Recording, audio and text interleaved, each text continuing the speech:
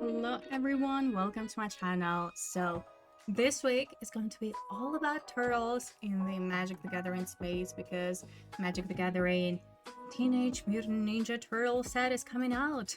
And this week is going to be a pre-release, a streamer event on Magic Arena and I believe on Magic Online too. So very exciting stuff, and as always I'm doing this first impressions / limited set review. I haven't looked at the cards yet, so we're going to explore it all together. We're going to talk through them, we're going to discuss it all. So let's begin. Unfortunately I haven't found the draft archetypes. Not Slanty, thank you so much for a follow. Hello there. I hope I'm pronouncing it correctly. Hello. We're just getting started. So I thought that we would first look at the new mechanics. So here I'm going to, of course, link all of those useful articles. Aw, I'm glad. Alright, so Magic the Gathering, Teenage Mutant, Ninja Turtles, release notes, let's go. So, this set is going to be legal in all of the formats. Of course, it's going to be quite impactful for standard, I would assume. Anyway, let's begin with new keyword ability, Sneak. So, it's like, at first I thought like, hey, like what's up with that? This looks like ninjutsu, but it actually is not. So this is actually an alternative cost and not an ability. So if you cast a spell for a sneak cost, it still can be countered, whereas ninjutsu is an ability. So what does it mean? So for example, here we have Splinter Hamato Yoshi with sneak 1. You may cast the spell for this amount of mana if you also return an unblocked attacker you control to hand during the declare blocker step. This is like very specific, right? And yeah, it enters tapped and attacking. So not only creature spells have this sneak ability, but also non-creature spells, like at least from what I've heard. Again, I haven't read like all of the cards, so we're going to explore that. So yeah, creatures cast for their sneak costs enter attacking. Yes, and some spells may have additional effects when cast for their sneak costs. So this is very exciting, something new.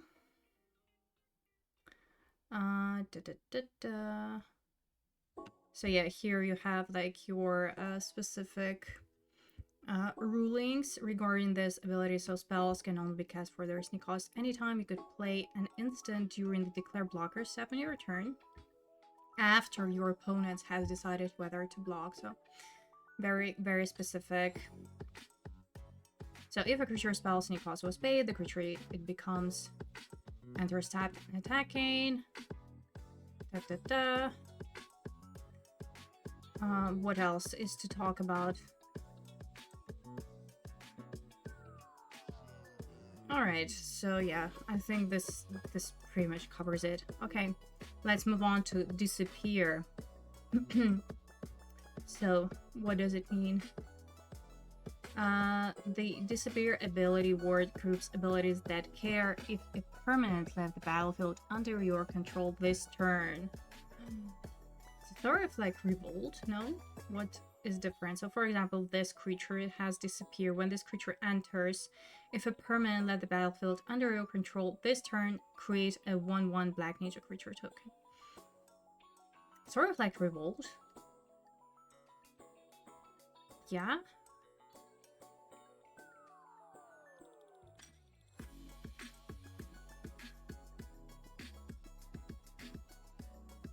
Some disappear abilities, such as those of the above cards, like this too, alright, are triggered abilities with intervening if clauses. If a permanent hasn't left the battlefield under your control that turn by the time the disappear ability was triggered, it won't trigger at all. Okay. So that is something to note.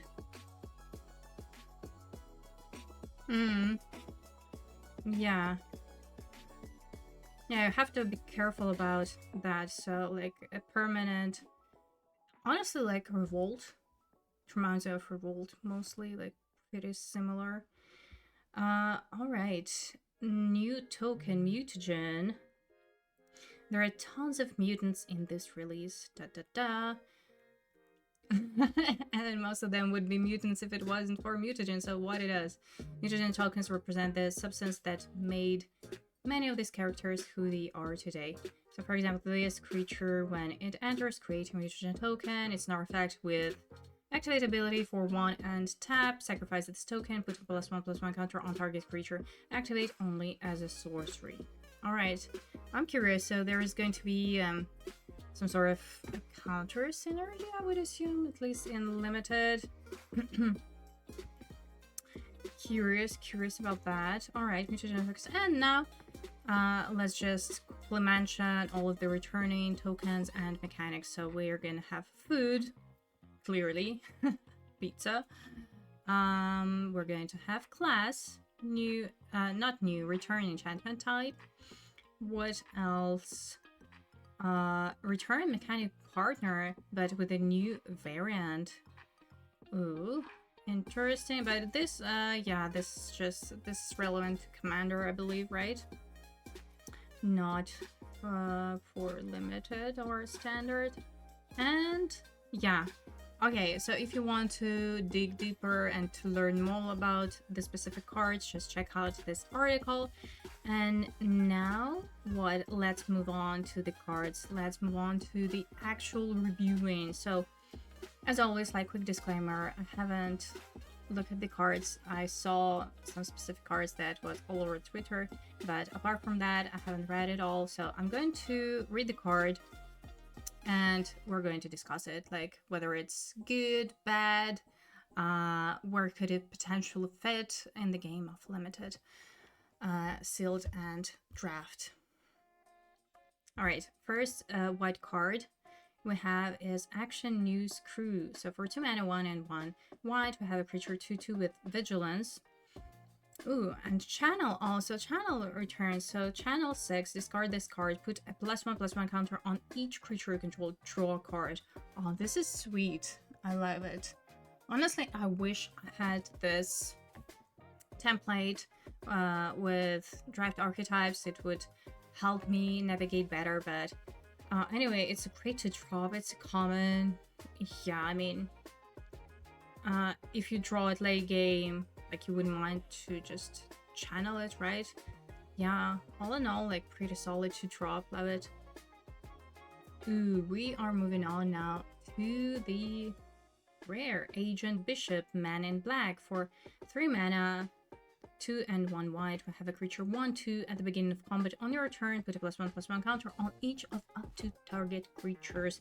So it can put a counter on itself, which is pretty nice. But it's a rare, you know, and probably we rate them differently. Not probably, like, for sure we rate them differently, because as always, the question with rares, would you first pick it? Would you first pick it? Like, for a rare in a game of limited, it is kind of underwhelming because it requires some additional work, you know? Like, it's not a lot, but I mean, still, it's not like a bomb on its own. You know what I mean? And like, for 3 mana, 1/2 creature, like, I get it that at the same turn, it can become a 2/3, so like, for 3 mana, we get a creature 2/3, basically, but still, right? Okay, I'm looking forward to see whether or not we do have this +1/+1 counter synergy, like, more of it. But so far, yeah, like, it's okay, but kind of underwhelming for a rare. Next up, April O'Neil, Kunoichi Trainee for 2 mana. Also, like, just a quick side note, like, all these names, they just tell me nothing. I cannot relate. Again, same thing as with Final Fantasy. I cannot relate to it at all. It's like, unfortunately, Teenage Mutant Ninja Turtles does not speak to me at all. Like, I remember I watched a tiny bit of it when I was a kid, but this is basically it. Like, honestly, I don't know any of the characters except for the main turtle squad and the rat. So yeah, but hey. Anyway, so this is a creature, 2 mana, 2/2. When it enters, scry 2. April O'Neil can be blocked by creatures with power 3 or greater. So, also, I just noticed that, of course, Ninja is going to be quite prominent, right? I'm curious about that typo situation. It's a common, legendary. Like, it's okay, right? Not great, not terrible, I would say. Like, this to drop, like, I feel is much better because it's not legendary and because you can use it late game. I mean, this is, yeah, okay. Next up is Dimensional Exile for 2 mana. We have Enchantment Aura. Enchant basic land you control. When this aura enters, exile target creature and opponent controls until this aura leaves the battlefield. Amazing. Perfect, like premium removal in white. I think we had something similar before, right? No, this is just great. So efficient, just 2 mana. East Wind Avatar, 4 mana. Bird Spirit Avatar, 2/4 with Flying and Vigilance. It has an ability Alliance. Whenever another creature you control enters, this creature gets +1/+0 until end turn. So this is also a return thing, right? Oh, Gath, hello. Oh, thank you so much for your subscription. Resubscription, thank you, appreciate it a lot. Hope you're doing well too. Alright, we're just, you know, getting started with the limited set review / first impressions. So this creature, I mean, 4 mana to 4 Flying Vigilance. Man, again, I wish I had this reference regarding draft archetypes, because I don't know where it stands. Like, it looks very defensive. You know, it's 2/4 flyer with Vigilance, so yeah, it's good that it attacks, it blocks, like it can serve both, but yeah, it's hard to navigate where exactly it stands just by taking a first look at it. I guess it's okay. Next up, oh, this is a funky bird. Feather-brained Filcher. So for 1 mana, we have a bird mutant 0/2 with flying. When this creature leaves the battlefield, create a food token. Alright, so this looks like an expendable creature, which would fit some sort of sacrifice archetype, I would assume. Also, I absolutely love this unhinged bird. This art looks so good. Nice. Like, yeah. I think if you want to play it, you need to have some synergy, right? If you include this card in your deck, it's either sacrifice or maybe equipment. I don't know, but it looks to me more like a sacrifice expendable creature. Next up, Grounded for Life. 5 mana instant. This spell costs 3 less to cast if it targets a tapped creature, destroy target creature. Okay, we've seen a lot of removals like this before. So, yeah, I would say, like, not great, not terrible. If you want to cast it for a reduced cost, like, you probably want to be in a sort of, like, control-y / mid-rangey shell. But, yeah, it's fine. Next up is Hamato Guardian Stance. 1 mana instant, target creature gets +1/+3 and gains flying until end of turn. Scry 1. Well, it's a combat trick, and yeah, I think it's playable, but you know, it's a combat trick. Like, if you need it, depending on your deck and all of that, yeah. Next up, high flying ace for 3 mana. We have bird mutant, so we're gonna have ninjas and mutants, right? 2/3 flying, and it has an activate ability for 4 mana. Target creature without flying gains flying until end of turn. Activate only as a sorcery. Ooh. This is like a mana sinker. I mean, it's okay. No, again, flying break. 3 mana, 2/3 flying. It's okay. Ooh, Janica? Bad Apple Big Sister. I don't know who you are, but anyways. 5 mana, 3/3 creature. When it enters, create a 2/2 red mutant creature token, and it has plane cycling too.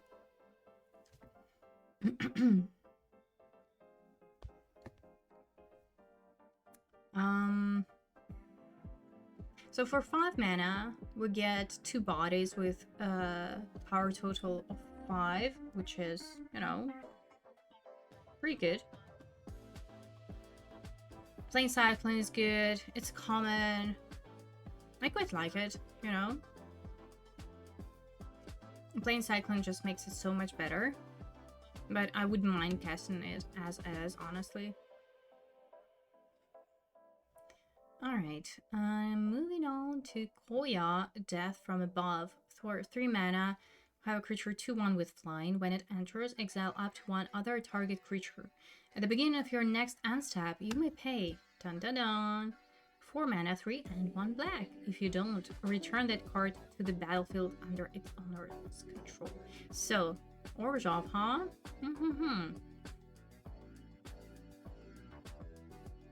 Nice. I mean, even if you're not in Orzhov, it's pretty good. Like, it can be pretty tempo. You can blink your own creature, for example. Or if not, it just, you know, just basically removal spell, right? Did I understand it correctly? So you exile up to 1 other target creature, you exile your opponent's creature, and then you just pay this 4 mana next turn. I like it, you know, a very interesting design. I like it. Hello, Prey. Nice. Nice. I love how you can use it different ways, basically. Nice, nice. Next up, the last Ronin's Technique. 4 mana instant with Sneak now. So this first card with this new mechanic. The mana cost of the spell is 4, but the alternative cost is 2, which is called Sneak. You may cast the spell for 2 mana if you also return an unblocked attacker you control to hand during the declare blocker step. Create 3/1/1 White Ninja Turtle Spirit creature tokens. If the spell's Sneak cost was paid, they enter tapped and attack. This is very sneaky indeed. I love it, honestly. Very nice. For a sneak cost, like especially, but being it an instant, which, you know, like makes sense. Otherwise it wouldn't be sneak, right? You just create 3 tokens end of your opponent's turn. 4 mana is, you know, like pretty reasonable for that, but for a sneak it's just amazing. I love it. Ooh, and now we have our first enchantment class, Leader's Talent for 2 mana. Whenever you attack, put a +1/+1 counter on target attacking creature. Nice. Level 2 for 3 mana. To upgrade it, whenever a creature you control leaves the battlefield, if it had a counter on it, you gain 2 life. Okay. And level 3 for 4 mana. Whenever you cast a spell, put a +1/+1 counter on each creature you control. Alright, so this is a rare. This is a rare. I mean, I would still first pick it, like, upgrading it seems quite expensive, but I guess alright, you know, still. Like, when you upgraded it, it's very hard to lose the damage raise, I would say. Like, you're getting both aggressive as well as, you know, you don't care, like you gain life, you just attack, or you trade, you gain life. And then like level 3, it's pretty powerful too. Like no card advantage, but just, you know, again, this counter synergy could be nice, you know, in this go wide strategies. I would first pick it. There is certain like deck building cost, but I think it's like not very high. Yeah. Next up, Leonardo, Big Brother. For 3 mana, have a creature 1/3 with Sneak, and Leonardo gets +1/+0 for each other creature you control. Man. Ooh. Okay, now I can see that for a Sneak cost, it like makes sense. So it can all of a sudden deal a lot of damage out of nowhere. Again, very sneaky. But, you know, without this Sneak cost, let's say, if you cannot cast it for Sneak, just 3 mana 1/3 is very underwhelming. So like the design sort of pushes you to exactly this thing, otherwise it just doesn't make sense. Interesting. All right, we are moving on to Leonardo, the rare. Leonardo Cutting Edge in a rare slot for 2 mana. I have a creature 1/1 again with Sneak. It has lifelink, and whenever you gain life, put a +1/+1 counter on Leonardo. Alright. Is there going to be this lifelink sub-archetype or an archetype? Also, if anyone knows this archetype reference, if you found it, just let me know, because I couldn't find it for some reason. I don't know. We do have like pre-release guide, but it wasn't there, weirdly enough. Anyways, would you first pick it? For like a 2-drop, it's kind of underwhelming, right? It's a 1/1. Like, if you're able to cast it for a Sneak cost, then it's fine. So you attack and put a +1/+1 counter at the same turn, so I guess it's fine. I don't know. Like, it's a rare. Again, kind of underwhelming for rare, to be honest. But okay.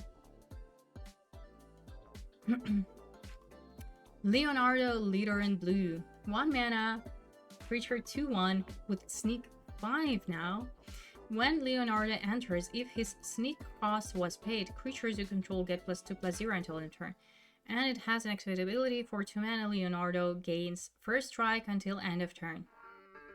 Okay, so this design I like. So I wouldn't mind, you know, just cast it as my 1-draw, because it's pretty aggressive, you know. 1 mana 2/1. Mana lines with an upside. But Sneak cost also makes sense, you know, this 5 mana. Like, if you draw it late in the game, it can just, you know, yeah, be very sneaky indeed and deal, again, a lot of damage out of nowhere. Ooh, already I predict that combat is going to be very difficult. Like, you have to be prepared. Alright, and now we have Leonardo in a mythic slot. Leonardo Sewer Samurai. 4 mana. We have a creature 3/3 again with Sneak 4. So the mana cost is 4 and the Sneak cost is 4, but Sneak cost is actually more difficult because it has double white. Anyway, the creature itself has double strike. During your turn, you may cast creature spells with power or toughness 1 or less from your graveyard. If you cast a spell this way, that creature enters with a finality counter on it. Alright, interesting.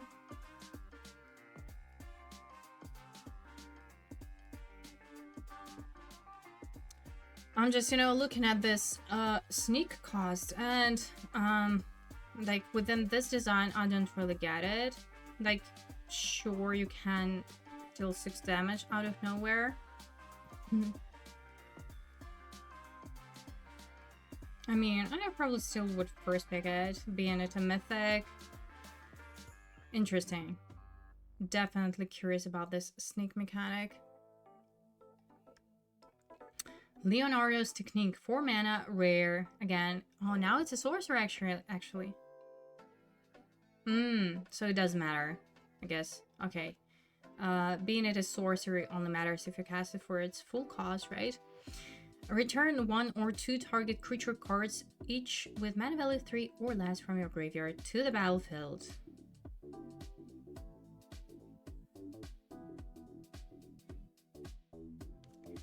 One or two target creature each with mana value 3. So not in total. Oh, this is great, no? This is so good.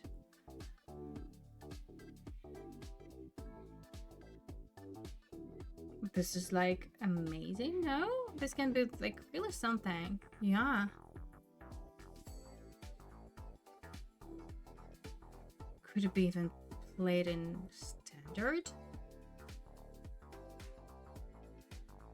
Alright. I'm curious.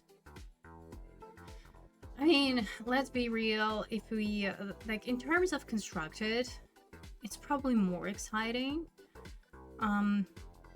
Because in limited, I mean, let's imagine you crack a pack and you see this as a rare. What are your thoughts? Like, okay, but I don't know. I guess still, like, it adds this, like, grindy value aspect to your deck. Because, like, white is probably an aggro, essentially.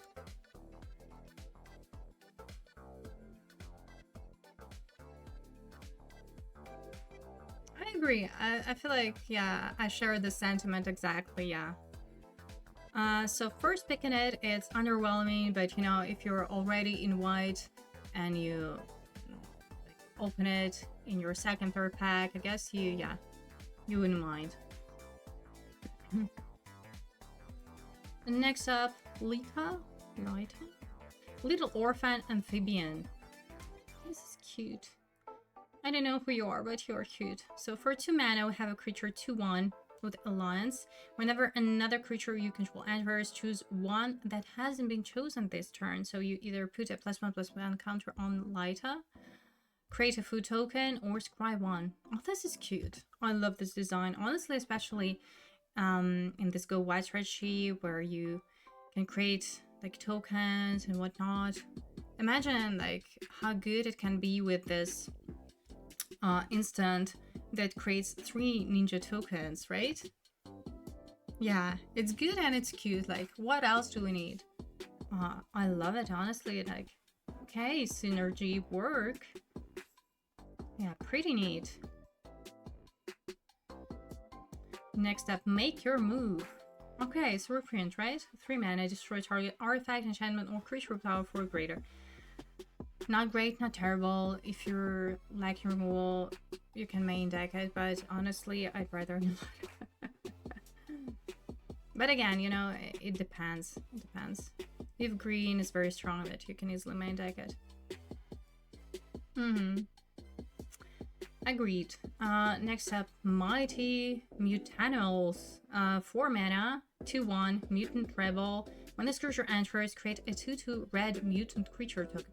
Also, like, what's up with this, like, color situation? Red mutant tokens. Interesting. Anyway, it also has an alliance. Whenever another creature control enters, put a +1/+1 counter on target creature control. Alright, so let's dissect. For 4 mana, we get 2 bodies, 4 power in total, which is fine, right? Again, like, this kind of fits perfectly our Go White strategy.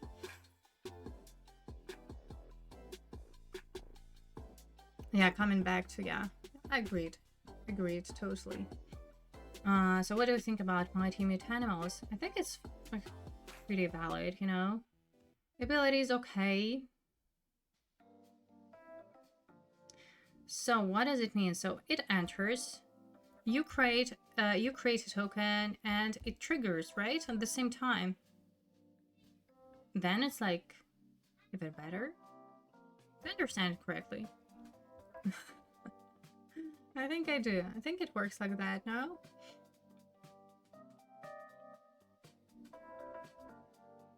Ooh, prehistoric pet. It's a rare for 1 mana dinosaur ninja 1/2.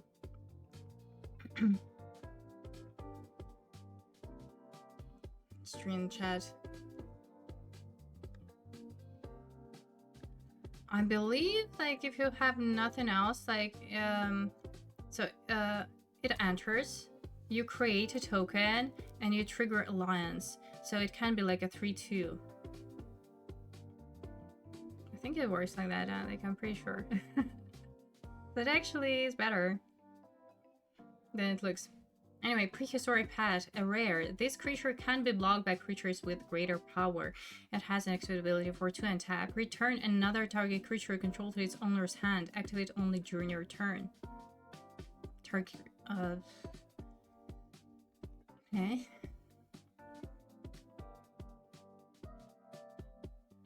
Where do you belong, prehistoric pets? Like, I'm.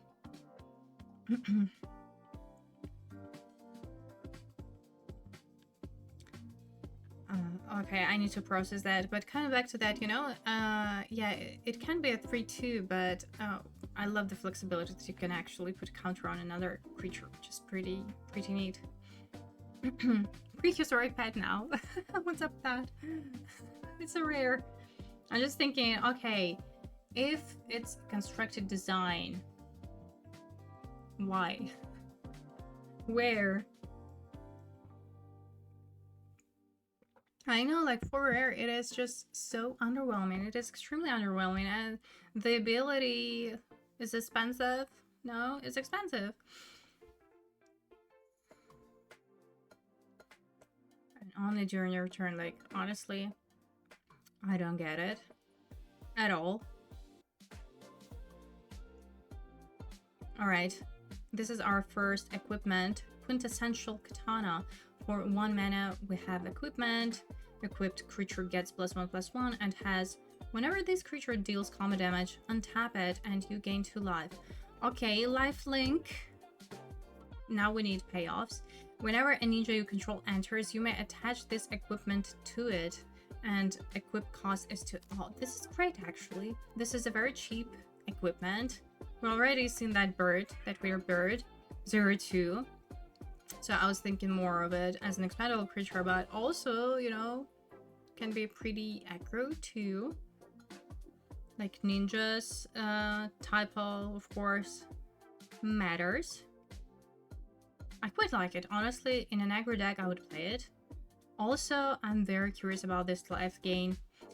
I hope there's going to be a decent payoff for that.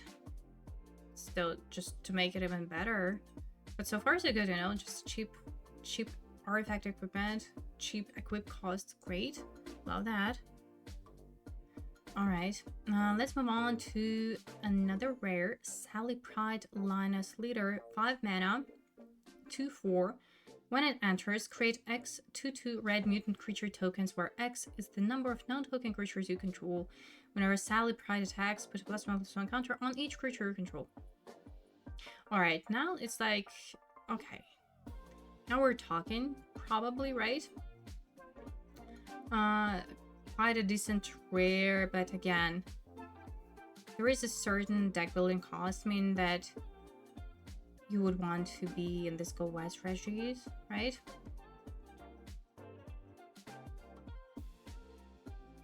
But I feel like the design of it serves the purpose, you know? By your turn 5, you should have like at least like 2 or 3 creatures on board, ideally. And the question is, like, no token. No token makes it worse, but I guess it's still fine.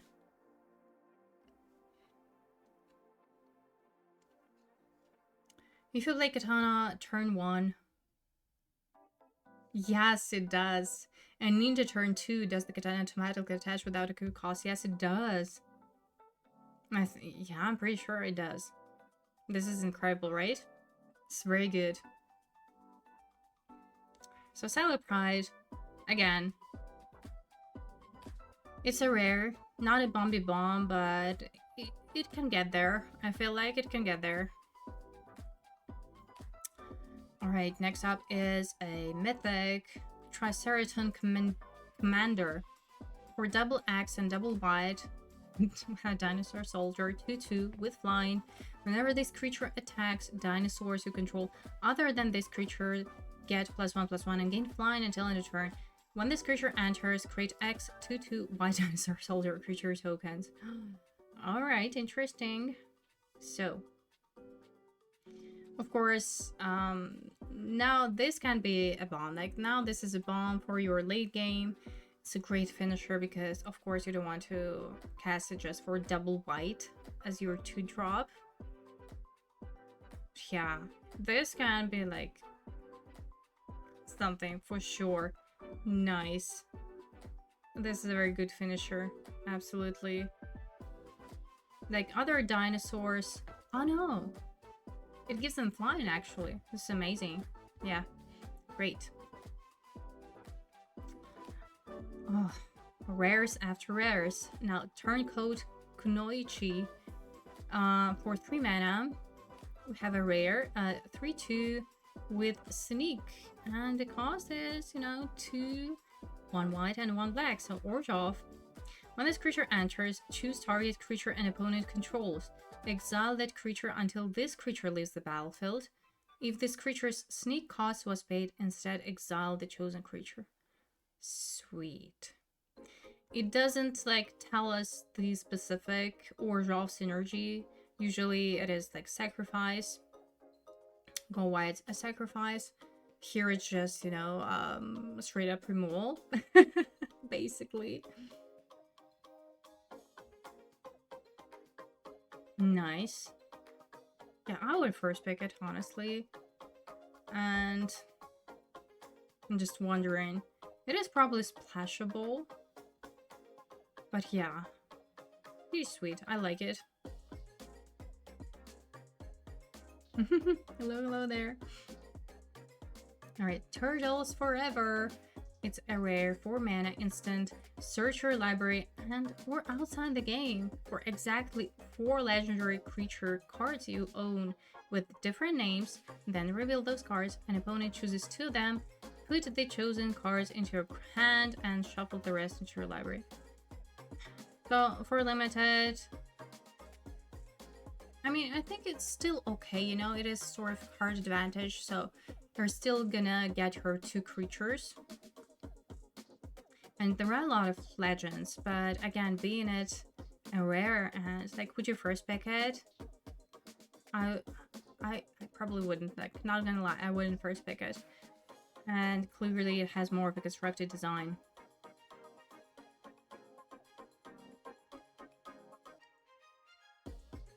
Next up, Uneasy Alliance, and it's the last white card. For 2 mana, we have the Judgment Aura. Enchanted creature can't attack or block, and it has an exuded ability. For 5 mana and sacrifice this aura. Exile enchanted creature, create a 1/1 black ninja creature token, activate only sorcerer.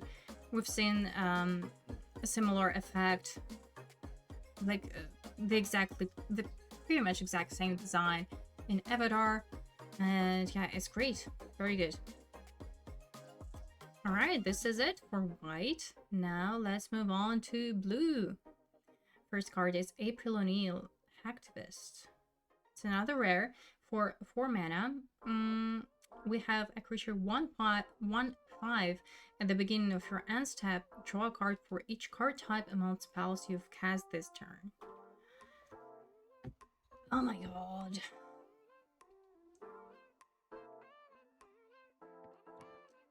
Like, for limited, it's kind of hard to make it work, I believe.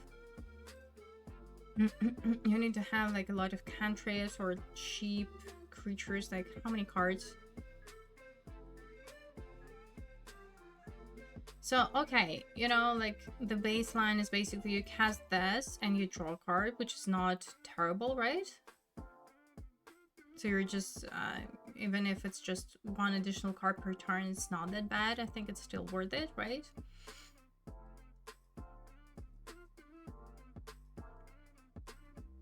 So yeah, it makes it actually good. Like, it's pretty defensive, 1/5, but it's basically drawing your cards.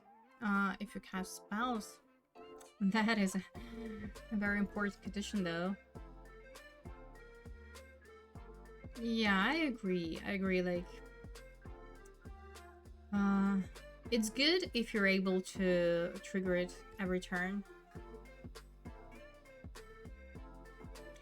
Yeah, like, this is the thing, right? Because the design of this card is very defensive, and if you're playing control, you prefer to have interaction or like instant spells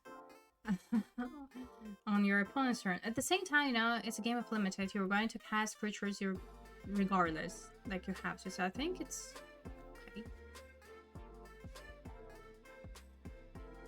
Exactly. In a game of limited, it's good still. Yeah. Again, would you first pick it? If there's nothing better, I think I would, you know. Card advantage is card advantage. Card advantage wins you a game of limited. Next up, again, April. I don't know, can somebody tell me about the ninjas lore? Who's April? April, reporter of the weird. For 3 mana, we have a 2/2. Whenever April deals combat damage to a player, draw that many cards, then discard a card. Reporter of the weird, I love it. It's gonna forever remind me of the scholar, this weird detective. Like, weird detective, who came up with that creature type?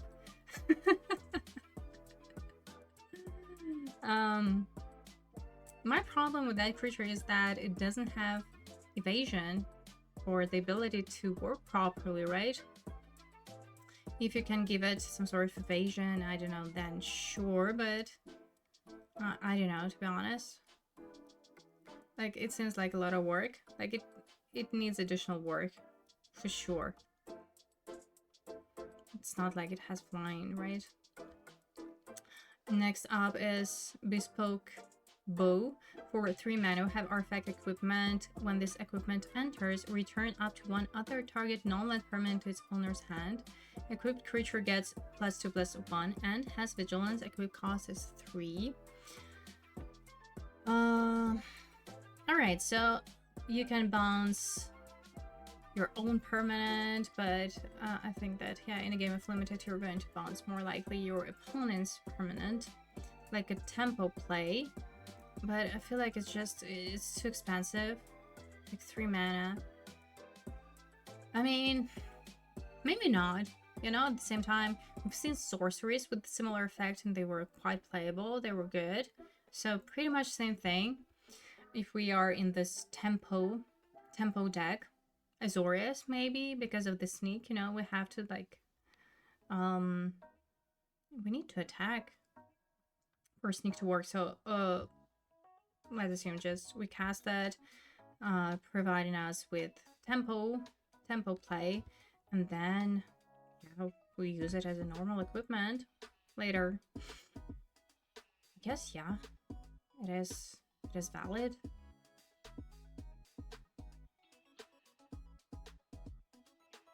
April is usually Ninja's Turtle's first human ally in most incarnations. Oh, okay. Well, thank you so much. Yeah, I appreciate it. Now I know who April is. You know, it kind of makes sense because she is quite prominent here now. So, Bespoke Bow, you know, not as bad as it seems at first. You know, it's just your tempo play. And then, I guess Equip is also not nothing. Moving on to Buzz Bods. For 2 mana, we have artifact creatures. Oh, so there's going to be an artifact synergy, huh? 1/1 flying vigilance. When this creature dies, draw a card. Another expandable creature. What's up with that? And it's in blue. Oh, this is nice. It reminds me, there was something similar where it was in Phyrexia, I believe, or something. Nice. I like it. I like 2 drops like that, you know? Like, we don't care about that. We can champ with it. maybe even use it more aggressively in something like Azorius, you know, with equipments. Or like sacrifice effect, even though like it's blue. Anyway, it's a good to drop. Next up, Crustacean Commando. Sweet. For 2 mana, 0/3, when this creature enters, create a mutagen token. Okay, so we've talked about those. This is a new type of a token. It's an artifact with an activate ability for 1 and tap, sacrifice this token, put a +1/+1 counter on target creature, activate only as a sorcerer. Also, you know, your mutagen tokens, they can trigger this, what's it called? A fading, or, hold on. We've seen this new wording, disappear. Disappear. I guess we're gonna see that a little bit later. I guess it's also fine, you know, it's fine to draw for your defensive control type of a deck. Also, if nothing else, you know, you can crack this token and make this creature 1/4, which is not bad, you know, pretty defensive. Alright, let's move on to another class in blue. I believe this cycle of those classes, right? So we've seen one in white, and this one is also in a rare slot.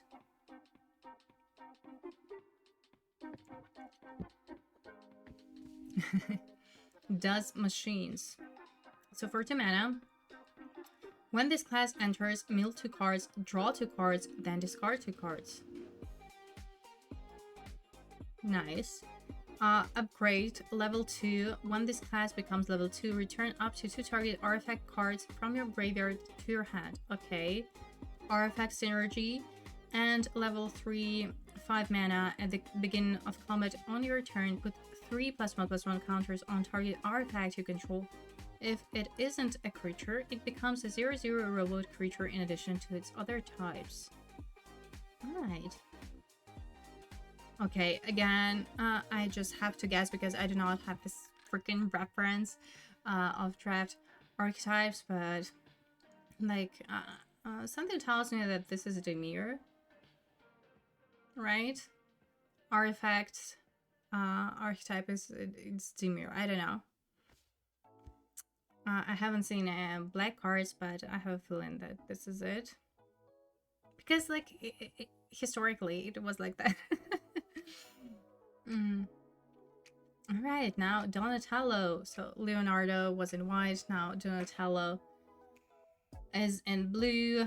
It's a rare Gadget Master for 3 mana. We have a creature with Sneak 2. Whenever Donatello deals combat damage to a player, create a token that's a copy of target artifact you control. Okay, nice. Again, I guess it's a rare. You open a pack, like, pick one, pack one. Ember Neo, hello, thank you so much for your follow. I mean, it's good. I don't know, like for a rare though. Hello there, how are you? I guess it's fine. Like the worst, or like the baseline probably that you can copy is the mutagen token, but I feel like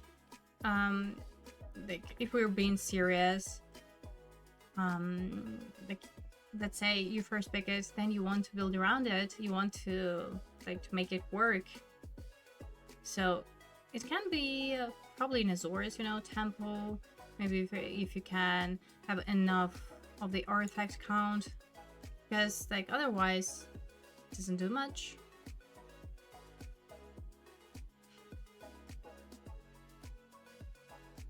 Awesome. This is exactly what are we doing now. So this is my first impressions. I haven't seen the card, so I'm reading the card, and we're just talking through them in terms of limited play, so sealed and draft. Of course, some of the rares and mythics, they're like clearly constructed, designed, and we're just going to talk about it as well, like a little bit, mostly focus on limited gameplay.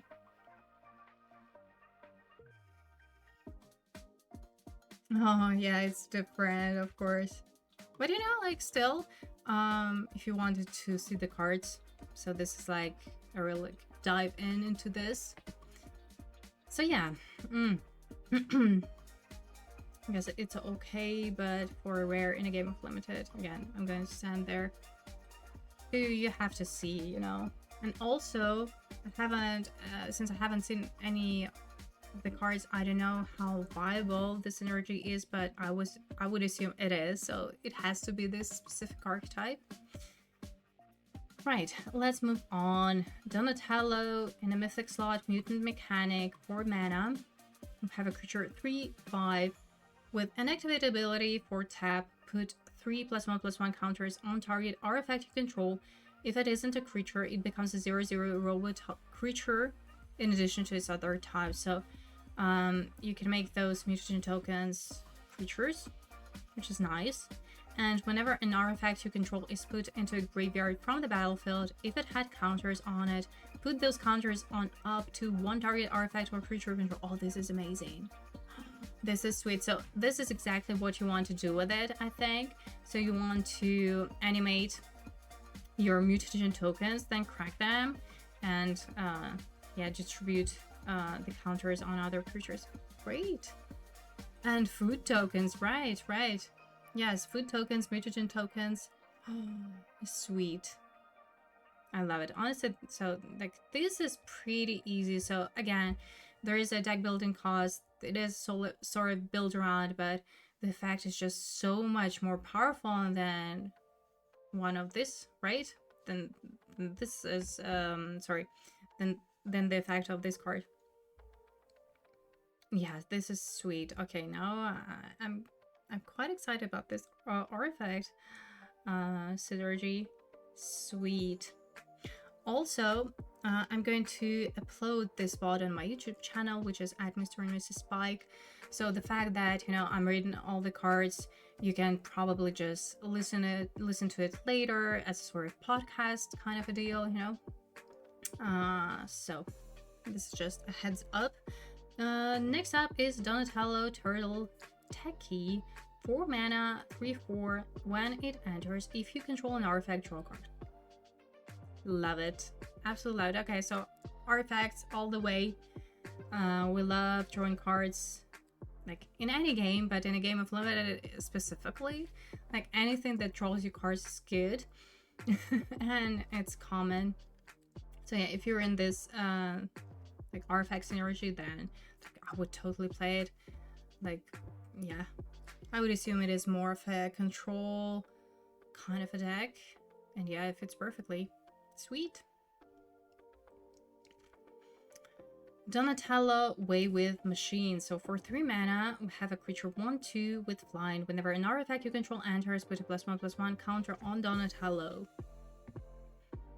Okay, so this requires work for sure, because for 3 mana, 1/2 flyer is like not exciting at all.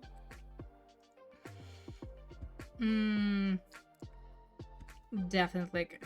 I would only play it in this artifact deck, otherwise it doesn't make sense.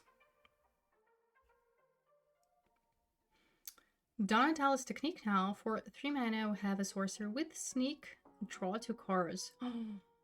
Love it. Draw me some cards. Love it. Absolutely love it. So yeah, I was talking about my YouTube channel, you know, like just continuing that thought process. So here on Twitch, again, we're doing it all live, and I love your participation. I love when you add your perspective on things, on cards, and like, you know, it's like collaborative process, because I'm seeing the cards for the very first time. It's just being a limited enjoyer. I have this like perspective on the format, so I can talk, I can see like whether the card is going to be good or not, like in most of the cases. Sometimes it's not as obvious because you know, it all depends on the speed of the format, on the top performing archetypes, and of course we'll have to play to actually see how good all these cards are going to be, but you know, it can give us direction still.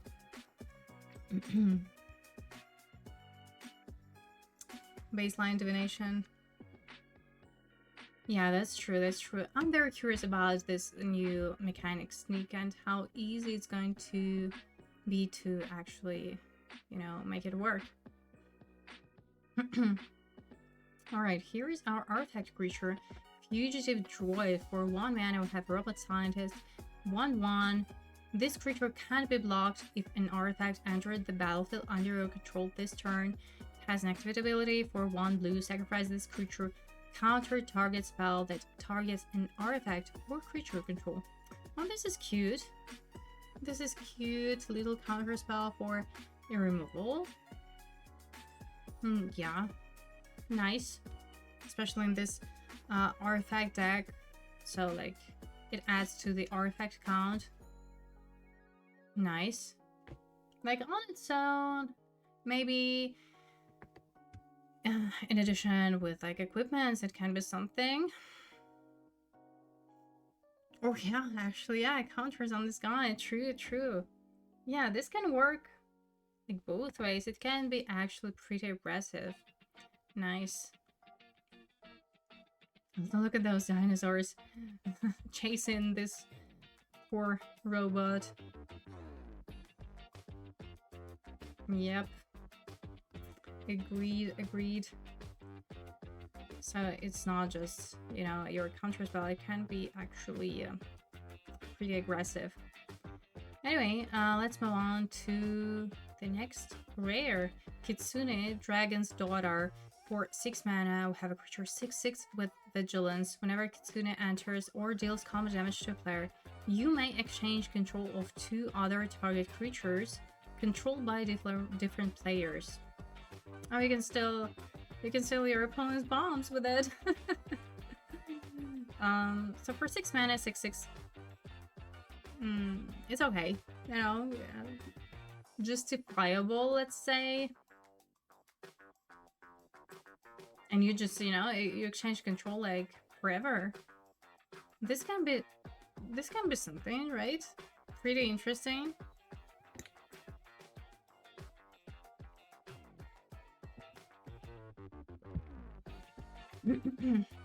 Let's first pick it. Like, this creature, you know, it doesn't require any additional work, you know, or synergy, basically. It's just a 6/6 body for 6 that does something.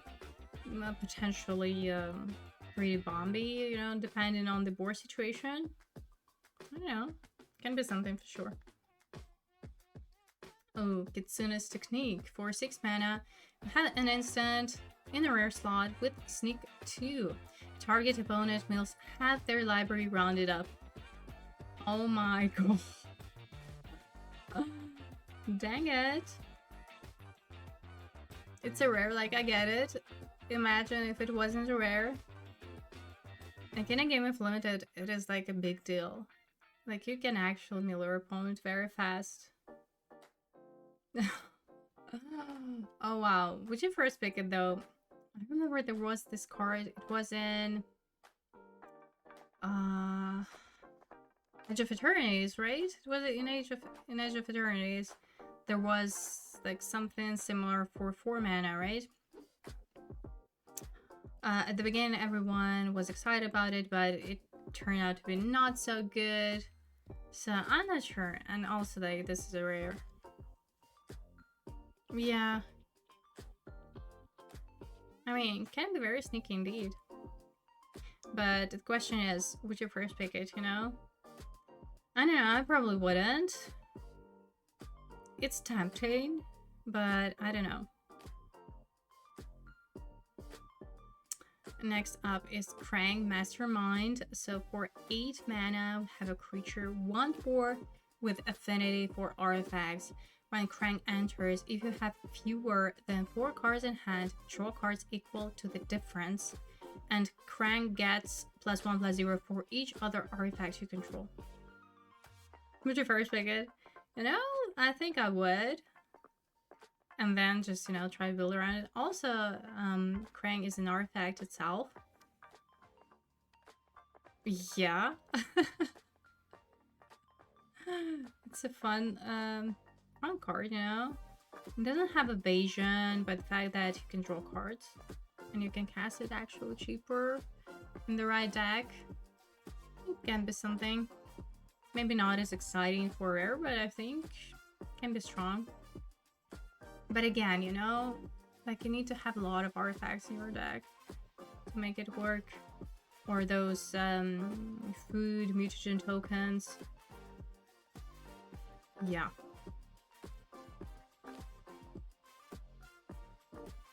Artifacts like true. Metalhead, let's go. 5 mana. Robot Turtle. It's an artifact actually. 4/4. When Metalhead enters, return up to one other target artifact or creature to its owner's hand. And it has an activity ability. 1 red, sacrifice another artifact, put a +1/+1 counter on Metalhead. He gains menace and haste until end turn. Ooh, is it? Is it? Let's go. I was thinking Dimir would be your artifact archetype, but apparently it is it. I think it is it. It's going to be is it. Nice.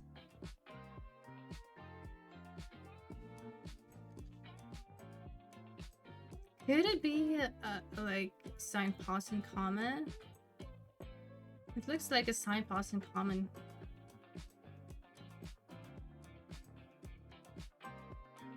Nice, honestly.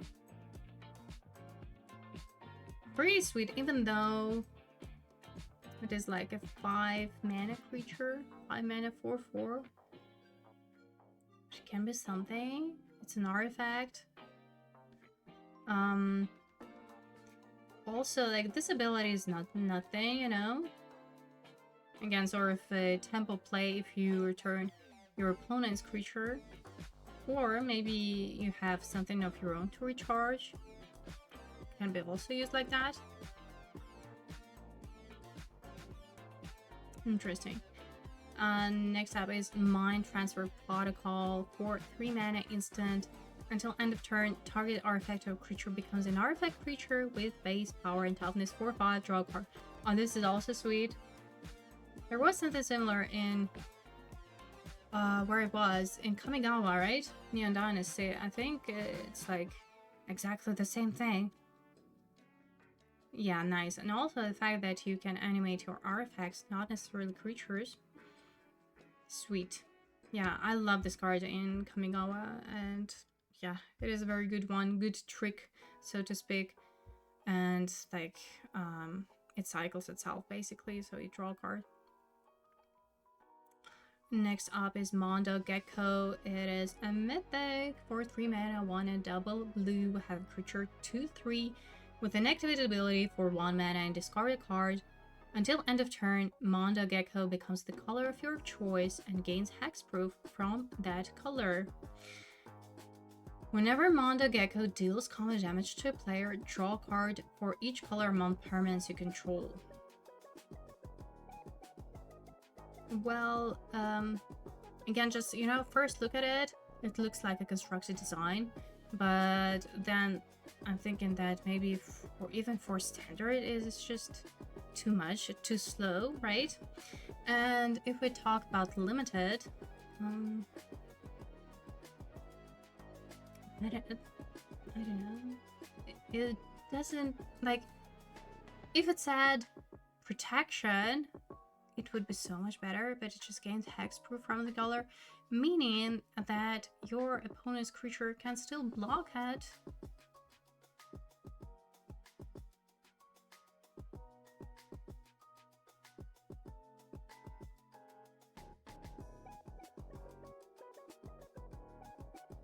Oh, that's a good question. Hold on. I'm gonna find like it here. Mondo Gecko.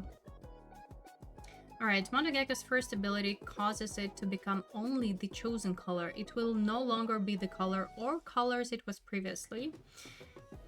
It will still have hexproof from any other colors chosen that turn. See? The 5 colors are white, blue, black, red, and green. So it's gonna change color.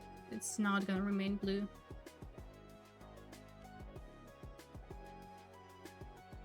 Yeah, man.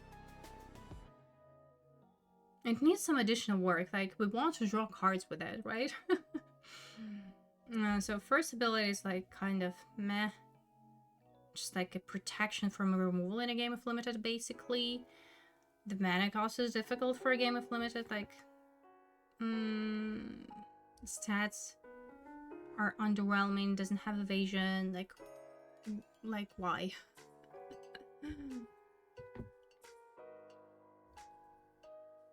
I know, right? It would be so much better. Like, it would make more sense. I don't know. Like, I don't get this card. Like, for limited, like, honestly. Exactly. You know, like, give me something to actually draw that card, but it doesn't have evasion. Like, yeah. Probably pass. And it's unfortunate because it's a mythic. But yeah, you know, apparently it's a constructed design. Negate. Have our reprint. So we're going to have negate for the foreseeable future in standard for sure. It says nice, and for limited it's like probably not very impactful. Like, you can play, but again, most of the times you wouldn't.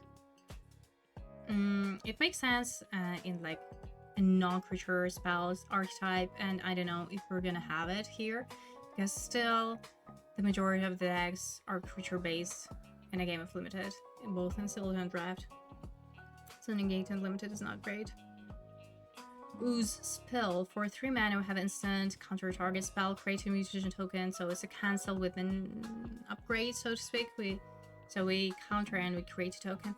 This actually may not be so bad if we are in this artifact archetype, right? This can be sweet. Depending on the format though. Yeah. Like, we've seen that before. In some set it's better than in others, but like baseline is not very high. Next up, Ray Filet. Man Ray. 4 mana. 3/3 flying. When it enters, create a mutation token. And for 2 mana, remove a +1/+1 counter from a creature you control, draw a card. Nice. Sweet. So, you know, it does it both. It is an enabler and a payoff, basically, all in one. It's like, now we're talking, right? This is a solid creature for limited. 4 mana, 3/3 flyer, already good. It has an awesome ETB ability, very relevant for this artifact archetype, and also like it draws you cards. Oh, amazing.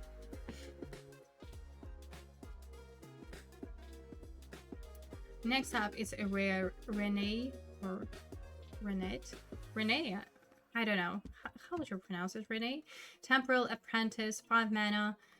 Creature 4/3 with flash. When it enters, return each other non-land permanent that entered this turn to its owner's hand.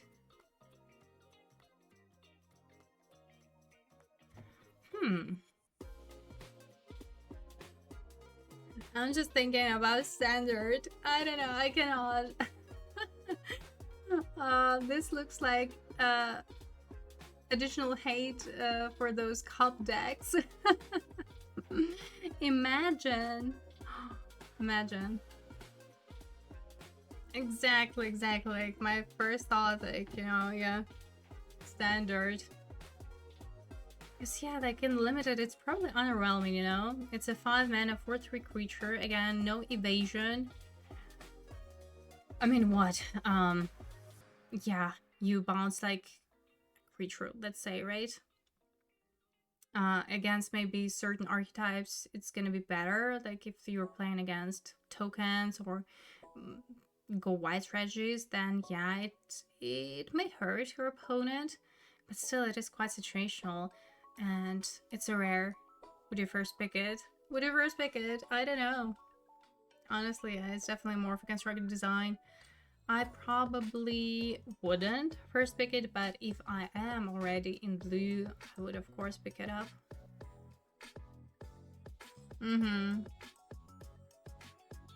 True. Yeah. Yeah, of the same opinion. Next up, Retro Mutation. For 3 mana, we have Enchantment Aura with Flash. Enchant Creature. Enchanted Creature is a turtle with base power and toughness 0/1. It can't attack and loses all abilities. Okay, so this is our removal in blue. Kind of expensive, you know, after all those legitimate businessmen auras. But I guess it's, I don't know, it's fine. I wish it was 2 mana instead of 3, but still. You know, it has flash, so maybe it compensates. Like, you can catch your opponent's creature in combat. True, but it has flash, you know? So it's like, still, if you're in blue, it's your removal spell, basically. Next up is Return to the Sewers. 4 mana instant. Target creature's owner puts it on their choice of the top or bottom of the library, and you create a mutation token. You know, every time I do this limited set reviews, there is always like a card like this. It is sort of this soft removal. And, you know, the fact that you create a token is also great. So I love cards like that. They are pretty tempo, and yeah, like totally makes sense in this artifact archetype. Sewer. I see what you did there. Surveillance Cam. 1 mana artifact with flash. When this artifact enters or leaves the battlefield, you may tap or untap target creature, and it has an activity ability for 4 mana. Sacrifice this artifact, draw 2 cards. Oh. This is pretty neat. So this adds to your artifact count. It's a cheap artifact. It has flash. Sweet. And you know, if you have like this additional synergy where you can animate this non-creature artifacts, like this is even better. I'm sorry, I have something on my face. Oh, fluff. Cat's fluff.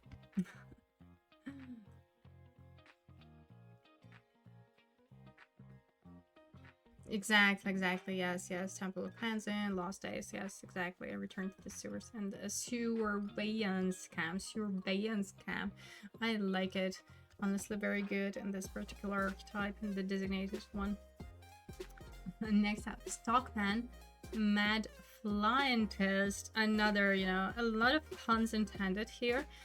5 mana, 3/4 creature with flying. When it enters, draw a card, then discard a card, and it has Island Cyclone. So I guess it's part of this land cyclers. Love it, honestly.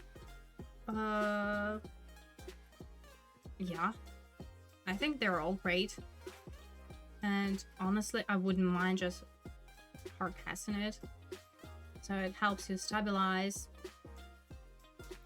Maybe, you know, even if you splash it, you know, you can actually cast. So it's not like your usual double mana land cyclers. It's not like it has double blue in its mana cost, so you cannot actually like splash it. Like if you include something like that, you probably cannot splash it. But here, like splash is possible, you know what I mean? So even if you just put this card into your deck to fund it island, you can still cast it. You know what I mean? I don't know. That's good. Turtles in Time. 7 mana mythic sorcery. Return all creatures to their owner's hands. Each player may shuffle their hand and graveyard into their library. Then each player who does draws 7 cards. Exile Turtles in Time.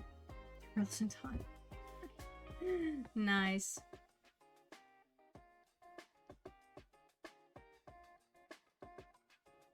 7 mana though. Like, I'm just thinking, it's a lot.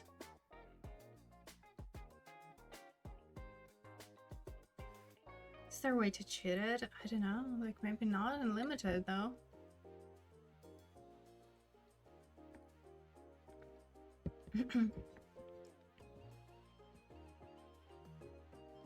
Yeah. I don't know, I'm quite skeptical about this card in limited. Let me know your thoughts. Anyway, let's move on to Utrom Scientists. It's an artifact for 3 mana, creature 2/2. When it enters, tap up to 1 target creature and put a stun counter on it. Okay, so this is our like snowball, something like that, right? From Avatar. It's good. Again, I feel like it's going to be important in this. Again, artifact, archetype, it's an artifact count. It's a tempo creature, so you know, pretty nice. Yeah, rowdy snowballers, exactly. I mean, in the right deck, it can be good, you know?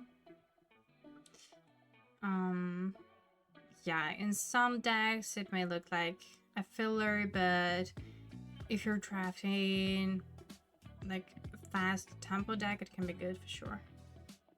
And also artifacts, yes, exactly. Totally.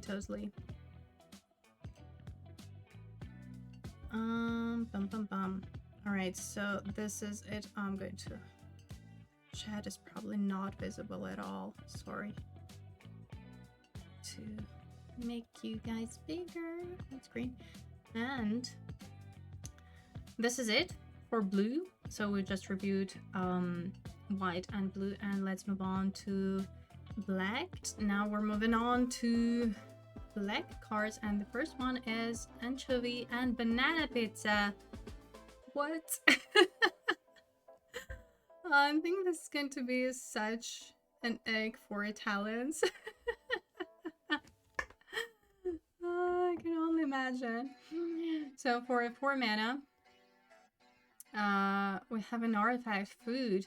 When this artifact enters, destroy target creature, and of course, you can later on sacrifice any other food and gain 3 life. This is a nice twist to your typical removal in black, right? Like, it's a removal, basically, that's a permanent, which is pretty neat, you know? You can, yes, you can bounce it, like you can bring back to your hand, which is pretty neat. There are a lot of effects that we've seen so far, like in blue and in white too. I think there are some blinkers. I'm not sure about non-creature permanents, but in blue for sure. Pretty sweet. Yeah, this is very good. I agree. It's removal, but you know, it has this potential. So you can bring it back and reuse it again, which is nice. Alright, next up is a rare Armagon.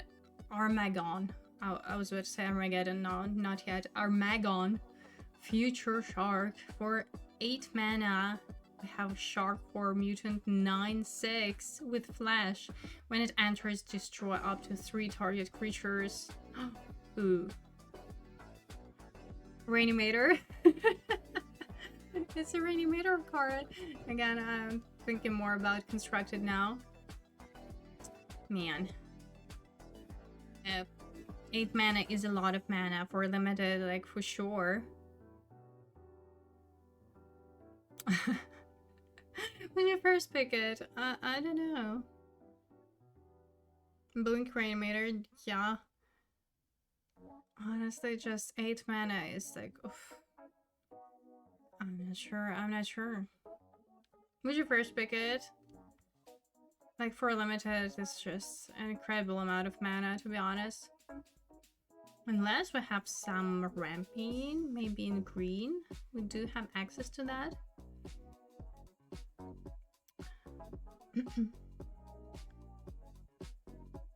Yeah, this is like a big question mark, to be honest, for limited, because just, yeah, look at that 8 mana situation, right?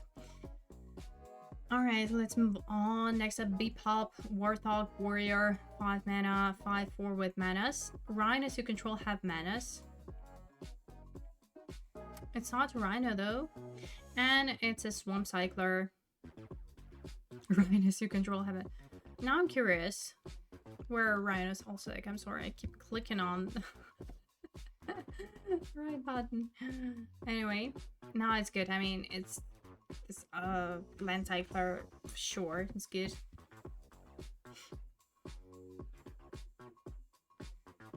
I know the effect is good. The ability is good for sure, but honestly, let's see.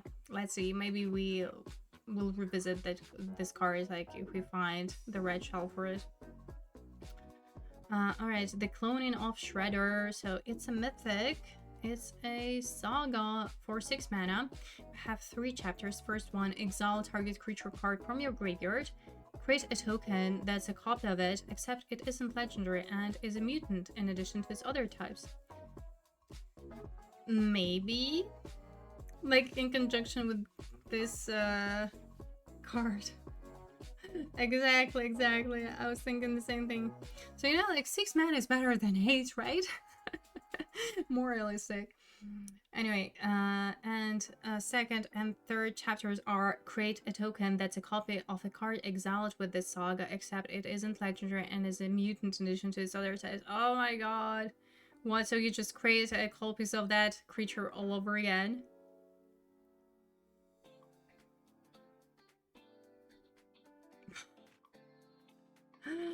Oh wow, this can be something, right? Yeah. Oh wow. Listen, now with your first pick, this also looks like a build around. Like, it's not like a super effect or something. It is quite specific. So probably Golgari, I'm thinking, you know, because historically this color combination has access to graveyard interaction. Sorry for the copies. Damn. Yeah. To be fair, again, maybe constructed design, but maybe we'll have more like synergy with the graveyards and then it makes sense. Alright. Next up, Death in the Family. For 2 mana, we have instant exile target creature with mana value 3 or less. Premium removal. Sweet. And also, like, this is going to be played in Standard for sure. Exile target creature with mana value 3 or less. I know that's just... you have a condition, but I mean, still... Next up, Dream Beavers. For 1 mana, we have a Beaver Nightmare. 1/1 with flying. When this creature enters, each opponent loses 1 life and you gain 1 life. Scry 1.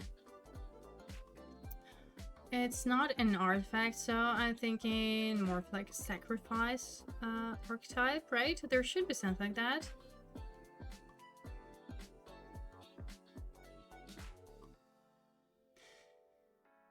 I don't know. It looks weird. A little bit weak.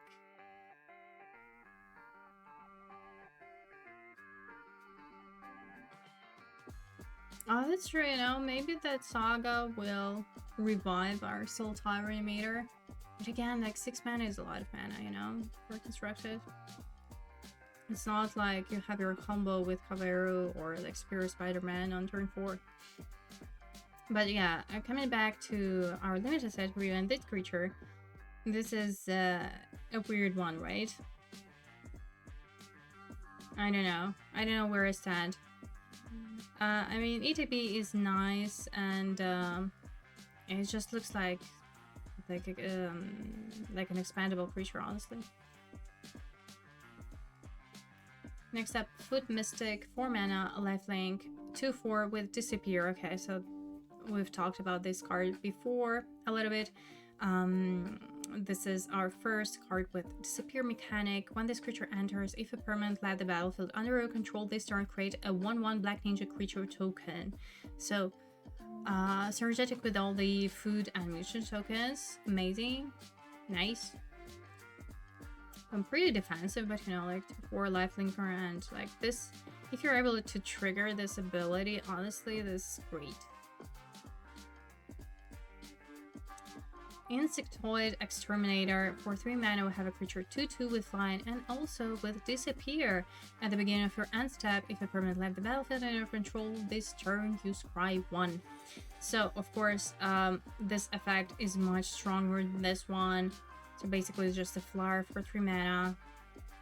Like, the payoff is not as big, but you know, still not nothing, can be useful. Do not dive. Hello, thank you so much for a follow. Lord Drag Insect Invader, 4 mana. Have a 3/2 creature with flying and also disappear. And like, look at that color color pairing, you know. Anyway, for disappear, what do we get? We create a 1/1 black insect warrior creature token with flying. So this is another great payoff, and like on its own it's a flyer, which is great. And it has an activate ability for 4 mana, 3 and 1 green. So I mean, in Golgari, hello, sacrifice a token, draw a card. Okay, great. So sacrifice, where is our like mill effects and graveyard interaction? Maybe we'll get there. That's true, that's true.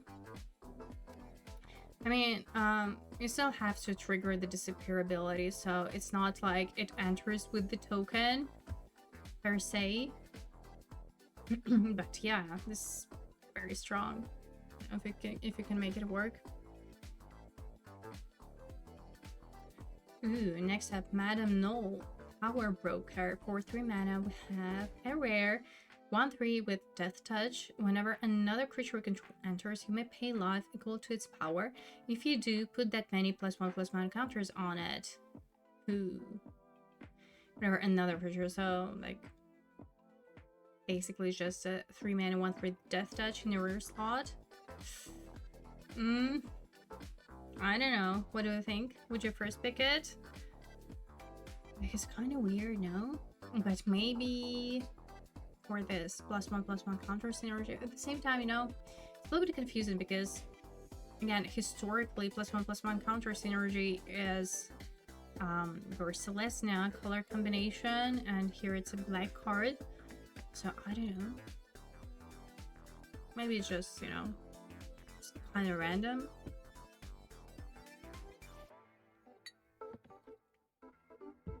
At least, you know, it says that you may pay. It's not like you have to pay, but I mean, still. I don't know. Like, my first instinct is to pass. Unfortunately, it looks like an underwhelming rare for limited. What do you think?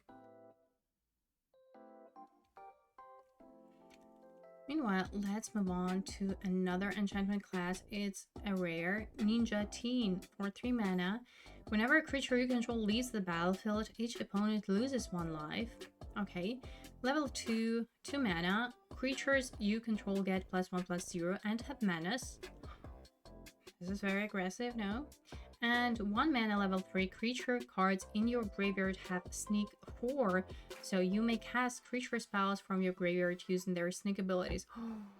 Wow, this is a good. Let's go Gary. Or, you know, like, honestly, pretty much any combination with black, because hey, like in limited we play creatures a lot. Wow, I love it. Even though like it's a 3 mana spell, and maybe like when you cast it, it does not affect the board state that much, you know, but the effect is pretty strong. Like for the late game, it is very good. Arachnus aggro, yeah, probably in Golgari, but yeah, like honestly, like pumping and manas just, you know, speaks Ragnas.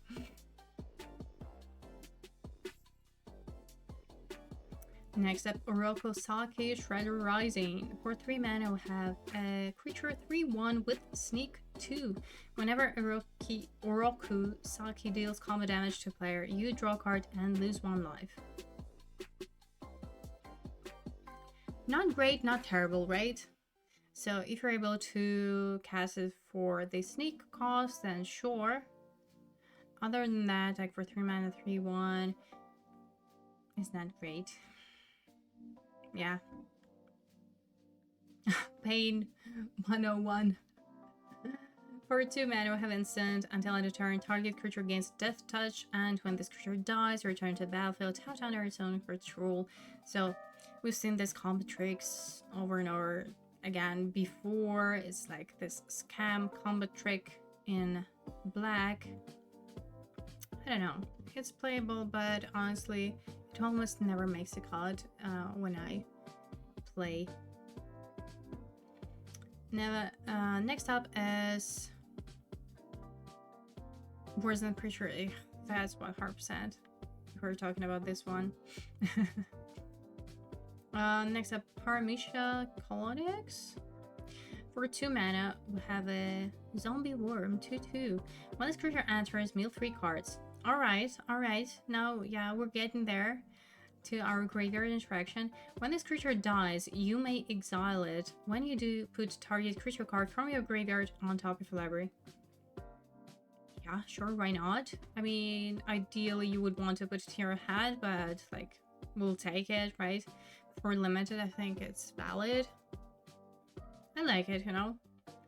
I feel like it can be pretty universal to drop, but yeah, definitely better in this graveyard synergy. Next up, Red King. Verminister. All those puns, I cannot. It's a rare for 2 mana. Red Avatar 1/1 with Disappear. So we create a 1/1 black-red creature token and put a +1/+1 counter on Red King. It has also an activate ability for tap and sacrifice 3 reds. Return target creature card and all other cards with the same name as the card from your graveyard to the battlefield tapped. Okay. Like, difficult wording, let's say, but okay. This is pretty new, so if we have like multiple copies of the same creature, we just, you know, bring them all back, basically, right? There is something to it.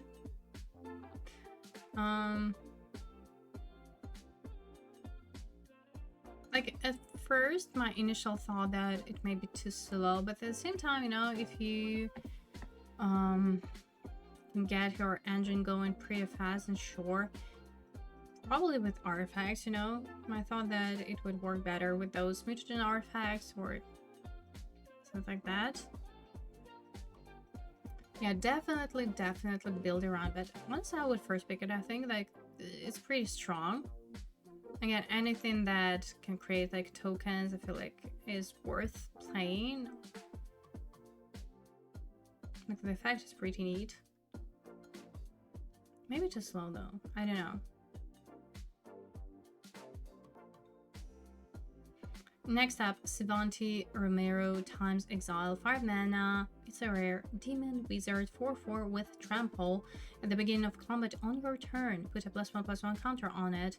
Then you draw X cards and lose X life, where X is the number of counters on Sivanti Romero.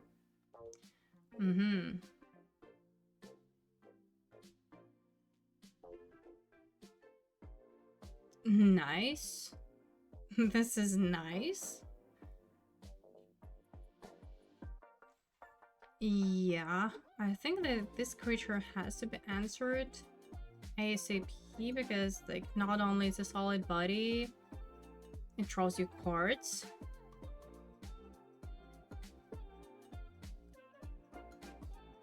Oh, I'm sorry. Reward point. That's weird. Yeah, and draws you cards. Very nice. Definitely first pick. Nice. Like it. Next up, Shark Shredder, Killer Clone, 4 mana, it's rare, 4/4. Okay, so we're just, you know, from 5 mana 4/4s to 4 mana 4/4s. What does it do? It has Sneak 5. First strike, whenever Shark Shredder deals combat damage to a player, put up to 1 target creature card from that player's graveyard onto the battlefield under your control. It enters tapped and attacking that player. Okay, so that's where, you know, Sneak makes sense. Because, yeah, you may cast it as a 4/4 creature with first strike, which is also pretty powerful. But yeah, that Sneak ability is very sneaky indeed. So are you and just cast it for a sneak next turn? Oh, I love it. I would definitely first pick it. Nice. For limited, it's very good, I feel like. Next up is Shredder Unrelenting. 5 mana. Human Ninja 6/4 with Sneak 4 and Death Touch whenever it enters or attacks. Another target creature you control gains Death Touch until end of turn. Listen, for 4 mana, 6/4 Death Toucher is definitely very sneaky. Otherwise, I mean, I guess it's okay, but like not great, right? You really want to cast for its sneak cost, then yeah, like I can see that, you know, very aggro and a lot of damage, or you know, trades off pretty nicely. Shredder's Armor, 2 mana, artifact equipment. Equipped creature gets +2/+1. When it enters, attach it to target creature you control. And a quick cost is sacrifice another non-land permanent. You can activate only once each turn. Ooh. This can be, you know, your sacrifice enabler. I'll have to see, like, I'll have to see about that archetype in draft.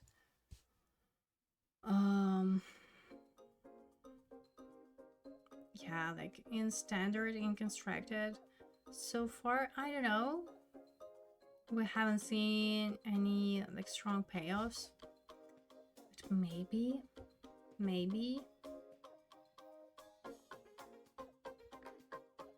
Shredder's Revenge, for 3 mana, we have sorcery. Choose 1. Target player discards 2 cards, or target player draws 2 cards and loses 2 life. To be honest, I don't really like cards like that. Maybe in a sideboard, you know, for playing best of 3. Next up, Shredder's Technique. So for 3 mana, we have Sorcery with Sneak. For 1, destroy target creature or enchantment. Oh, this is so huge. If an enchantment was destroyed this way, you lose 2 life. We have an enchantment removal in black. I know it's like it's a little bit tricky, but again, like me thinking about a construct, I cannot, even though it's a limited review, you know. Still, I spent so much time playing standard that just, you know, inevitable. Still, you know, for a limited, it's a great removal. Like either way, honestly. And yeah, the fact that you can destroy enchantment is even better. Amazing. Next up is Southwind Avatar. It's a rare 4 mana. Have a creature 3/4 Death Touch. Whenever another creature you control dies, you gain life equal to its toughness. And whenever you gain life, each opponent loses 1 life. Where is my payoff? I mean, we do have other creatures and like other spells that gain you life. It's just not fast enough, no? Just lose 1 life. I don't know, like can drain. It doesn't look like it can drain your opponent fast enough though.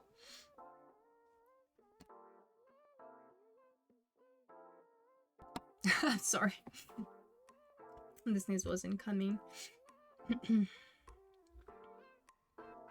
Next up, Splinter Hamato Yoshi. Okay, it was as an example of this sneak mechanic. For 2 mana, we have a creature 1/3. With Sneak 1, it has manas, and other ninjas you control get +1/+1. But of course, our red master, our ninja's lord, it pumps other ninjas. Yeah, I mean, even as a 2-drop, it's okay. Sneak, alternative cost, gives you options. Like, again, I feel like the combat in this format is going to be insane. So many tricks.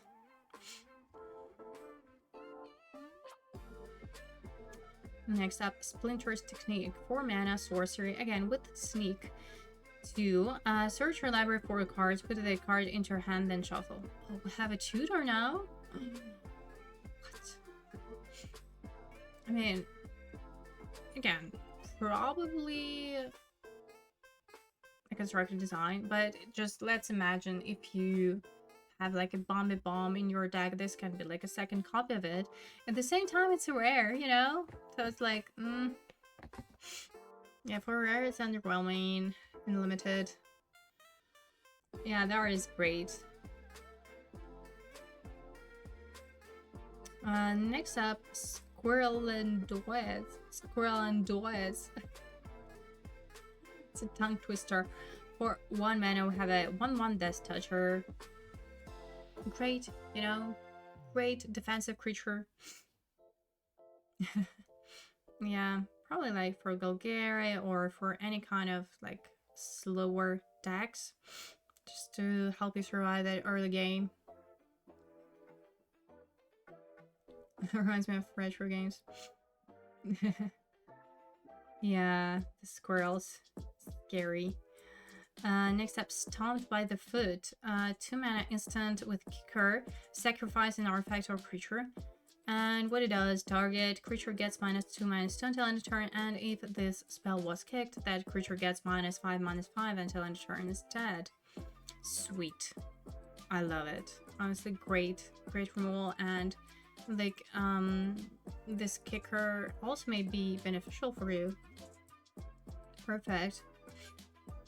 Alright, next up is a Mythic Super Shredder. For 2 mana, we have a creature 1/1 with Menace. Whenever another permanent leaves the battlefield, put a +1/+1 counter on Super Shredder.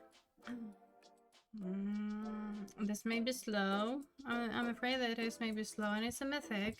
Right.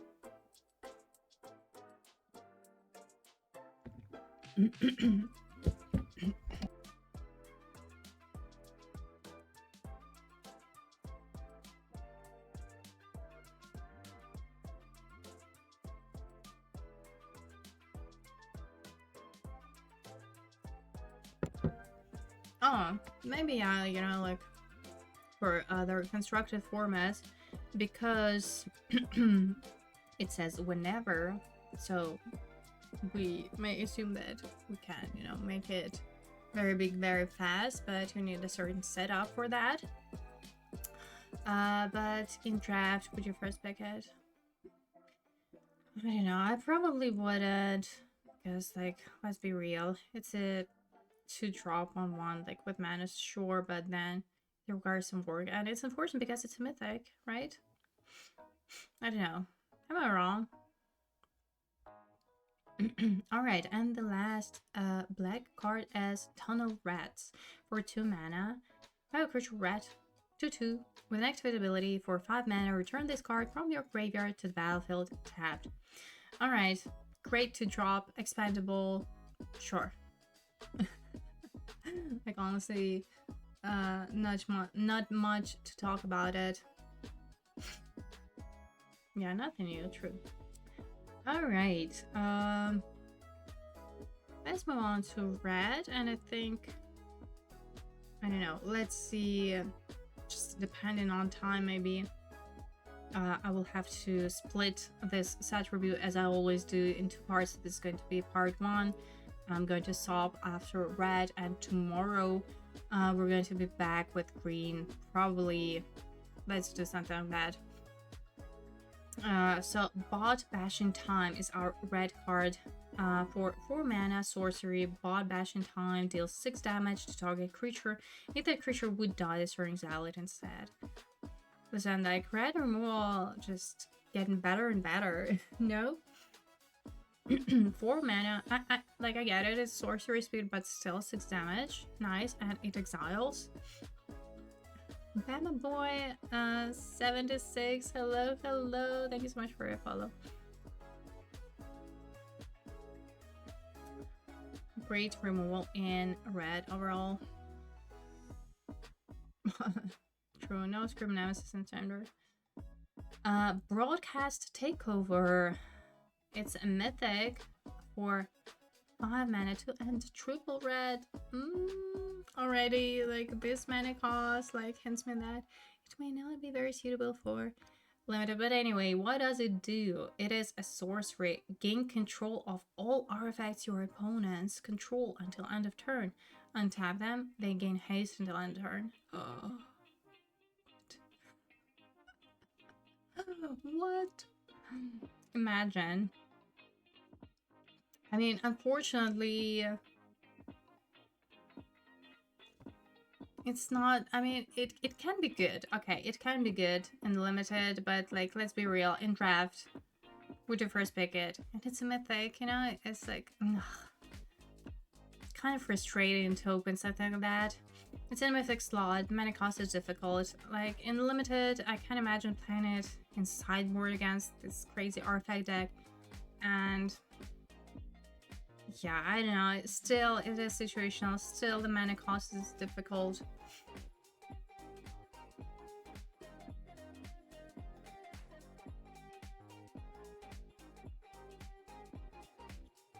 Yeah, we'll have to see, Looks like constructed design, right? I don't know. It probably is. Next up, Casey Jones. Jury Rig. Justiciar for 2 mana and have a creature 2/1 with haste. When it enters, look at the top 4 cards of your library. You may reveal an artifact card from among them and put it into your hand. The rest on the bottom of your library in a random order. This is amazing. Okay, so is it artifacts? Let's go. On its own, it's not an artifact creature, but I guess it's fine. It is a value to drop for that specific archetype. Great, I love it. And it has haste, you know, not nothing, pretty aggro.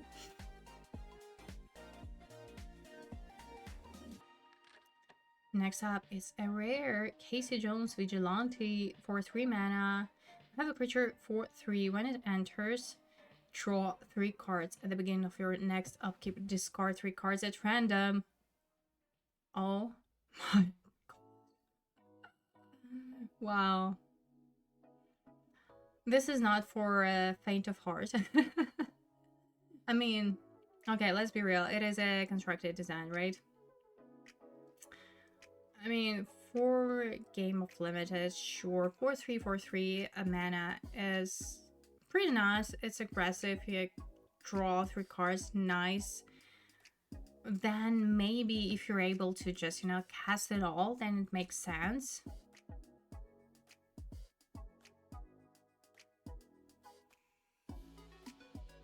Maybe. So maybe? I don't know. Would you first pick it? Like, for limited, it's a little bit scary, I would say. And also mana cost double red. At the same time, you know, this effect in limited, it maybe makes more sense, like, later in the game. So yeah, you just cast it, you draw 3 cards, you cast them all, and you're, like, good. Yeah, I agree. Yeah, maybe, like, in this scenario, it's good. Interesting, definitely. Alright, and this is, like, probably the most spoken card since the spoilers came out. Cool, but rude. 2 mana, enchantment class in a rare slot. Whenever you attack, you may discard a card. If you do, draw a card. Level 2 for 2 mana. Whenever you discard a card, this class deals 2 damage to each opponent. And level 3, again, to upgrade, you have to pay 2 mana. When this class becomes level 3, search your library for a card, put it into your hand, shuffle, then discard a card at random. Yeah, cool but rude. Love the name of it. So yeah, like a lot of people were excited about this card for Lessons or Ragnar's Monument in Standard. How good it can actually be in Limited.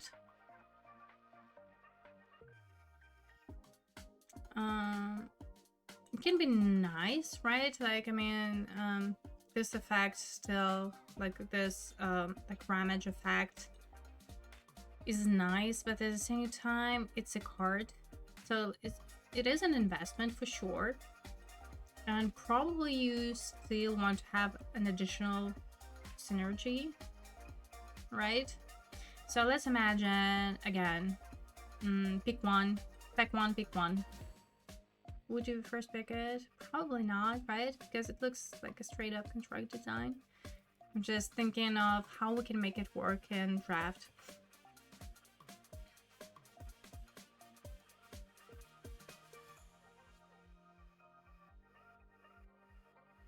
Yeah, discard a card randomly, you just randomly discard a card, yeah.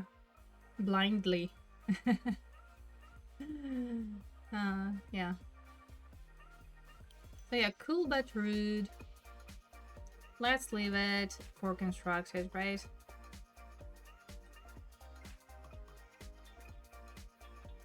Next up, General Trog, Heart of Stone, 5 mana, 4/3 trample. When it enters, you may sacrifice another artifact. When you do, General Trog deals 4 damage to target creature. Sweet. And it's an artifact, so let's go ease it, right? I like it, honestly. I think it can be... yeah, it can be a good top hand for your artifact deck. So it adds up to this artifact count. It does something. You can sacrifice, I don't know, some expandable artifact or mutagen token, food token, whatever. And it becomes like a removal spell, basically. Maybe you have additional synergy on sacrificing, but mostly not. Not mostly, probably not. Still, it's okay.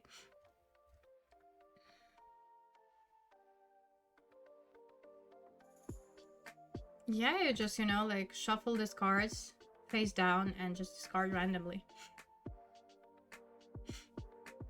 Yeah.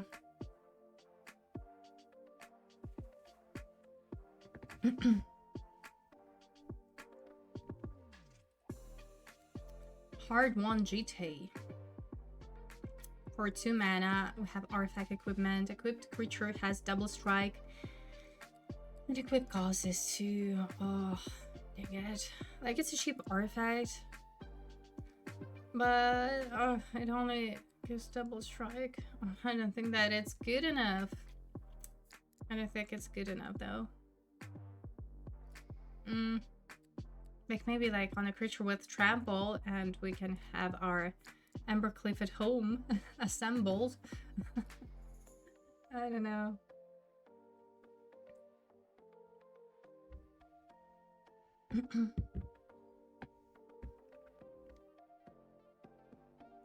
Improvised Arsenal. For 2 mana we have a rare now. It's an artifact equipment. Equipped creature gets +1/+0 for each artifact you control. Equip cost is 1 and has also an activate ability for 5. Create a token that's a copy of this equipment.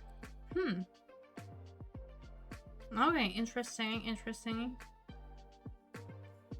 Like it's a cheap artifact. Would you first pick it? I think I would, you know? And just try and build this artifact deck. Can be something, can be pretty aggro. Unfortunately, it does not give any evasion, but that being said, you know, maybe you just need sheer power here. Also, the fact that you can create tokens, maybe like sacrifice it, it all adds up to this artifact count. Yeah, can be something for sure. Definitely build around. Next up, Janika's Technique. For 3 mana instant with Sneak 1. It deals 2 damage to each creature. Oh my god. Nice. I feel like for 3 mana, I imagine. Can be sweet, but with Sneak.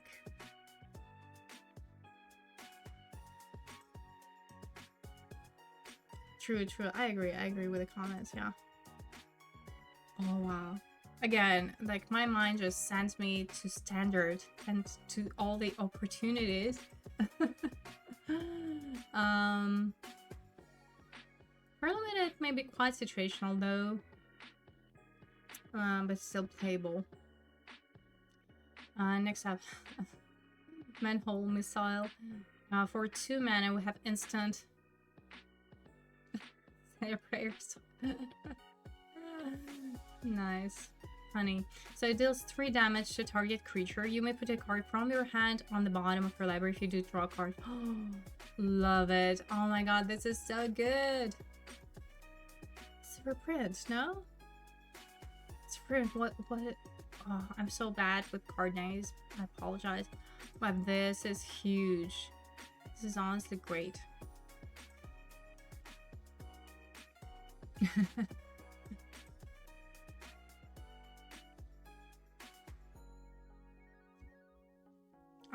I agree. This can be very sneaky indeed.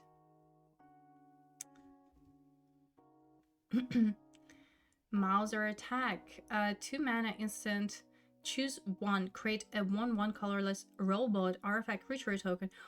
Let's go. Artifacts. Or target creature gets +3/+0 and gains first strike until end of turn. Ooh. Okay, so usually, you know, something like that says that, you know, +2 or +3 in first strike, and it's just pretty much unplayable. But here, I love this modal card. I love it, you know, especially if you need that additional artifact count for your Izzet deck.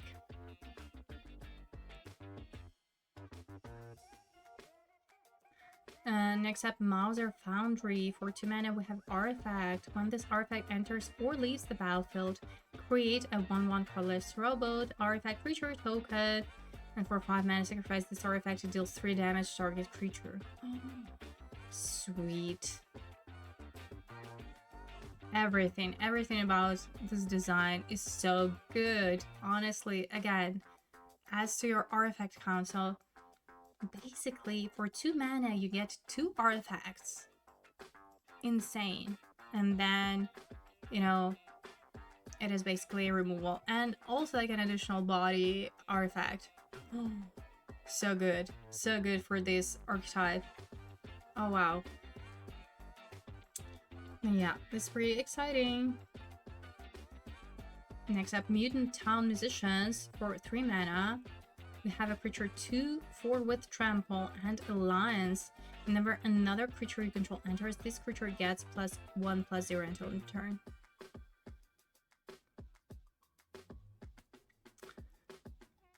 To be honest, you know, we've seen like a similar creatures in green. They were usually like 3/3 for 3 mana with Trample.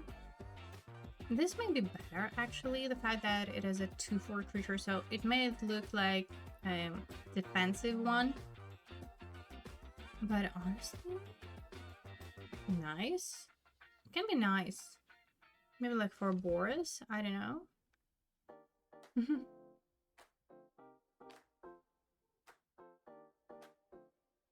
I don't know, it's like not great, not terrible, but the fact that it has Trample definitely has potential. Next up, Null Group Biological Assets. For 3 mana, we have a creature 3/1. During your turn, this creature has first strike. Whenever this creature attacks, you may discard a card. If you do, draw a card. It's okay. This is like truly not great, not terrible, I would say. Pretty aggressive. Yeah, luckily doesn't trade with your opponent's 2-drop, but you have to attack with it. Like, yeah, if you block with it, then it trades. But yeah, it is for your aggro deck. Yeah, like a ramage every turn when it attacks, sure. Next up, Old Hog, Pelicat Blues. 5 mana, have a creature 4/4. At the beginning of combat on your turn, create a 2/2 red mutant creature token. It gains haste until end of turn, destroyed at the beginning of the next end step. And it also has an activated ability for 2 mana, 1 and white, meaning it is like a Boris situation. Target attack and creature token gains indestructible until end of turn.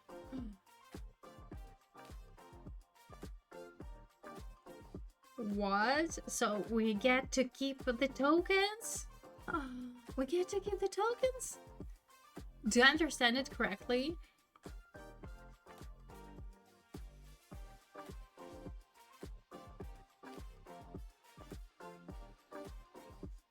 About Casey Jones. What happens if you don't have any cards to discard? What happens to Casey Jones? I think nothing. We can check, you know, Casey Jones, maybe something additional.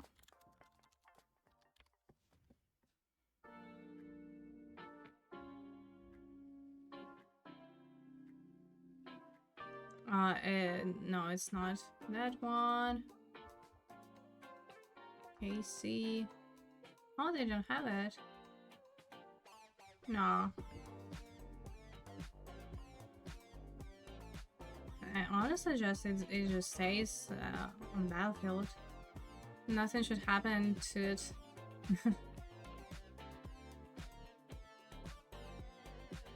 So, listen, do I understand this correctly? So, okay, maybe the first one is going to die, but like next turn, we're going to create this creature token again. Give it indestructible. And then it just stays there, right? Sweet.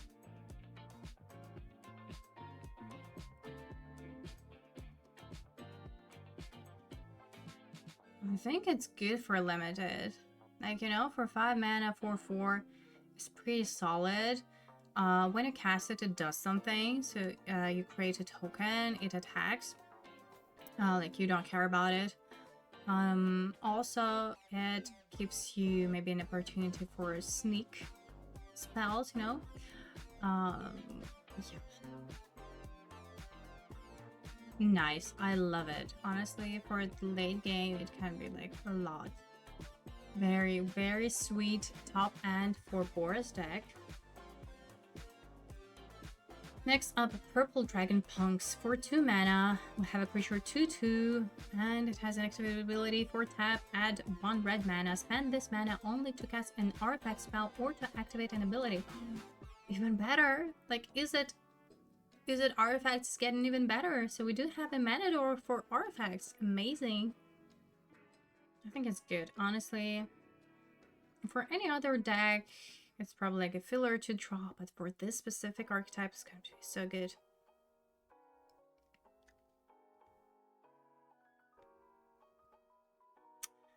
Raphael. Okay, Raphael is our red turtle. Most attitude. 4 mana.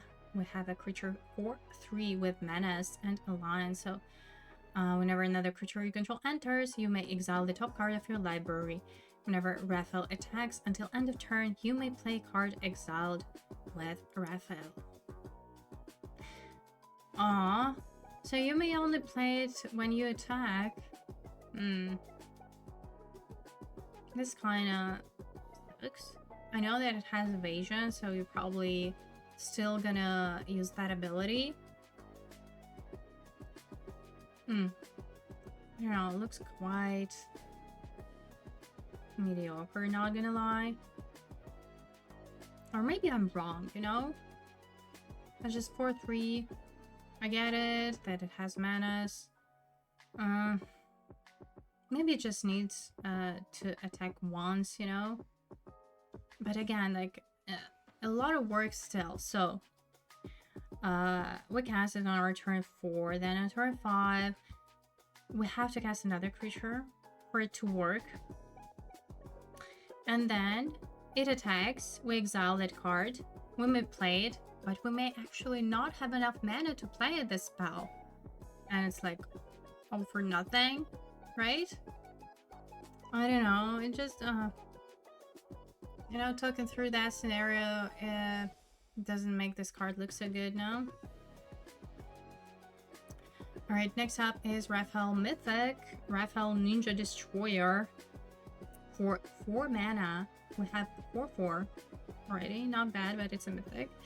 Raphael must be blocked if able. It has an enraged ability, so whenever Raphael is dealt damage, add that much red mana until end of turn. You don't lose this mana as taps and phases end. And it doesn't have evasion. Dang it. Why? It doesn't have evasion. A 4/4 is like pretty easy to block. Now it doesn't have any restrictions otherwise, you know, like only creatures like with power 1 can block this word, I know.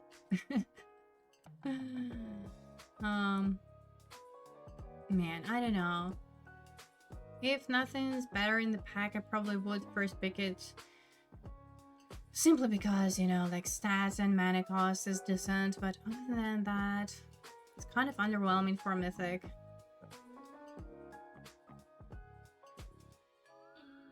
Enrage is back. Alright, let's move on. Now, we have Raphael in a rare slot, the Night Watcher, 4 mana, 2/3 with Sneak 3. Attacking creatures you control have double strike. Okay, work. This may be very aggro, honestly. Alrighty, looking at all those sneak effects again, I'm just, you know, dreading that combat phase. It's going to be so hard to block. Next are Raphael Tough Turtle. For 2 mana, we have a creature 1/3 with Alliance. Whenever another creature you control enters, Raphael deals 1 damage to target opponent. Ooh. This can be a very nice finger if you... Probably like in boards, you know? When you have a lot of token generators. Like creature tokens. And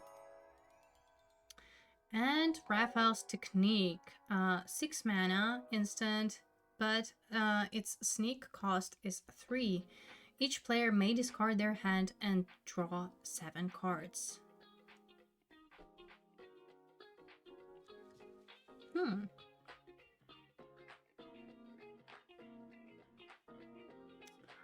Just constructed, straight up constructed design, right?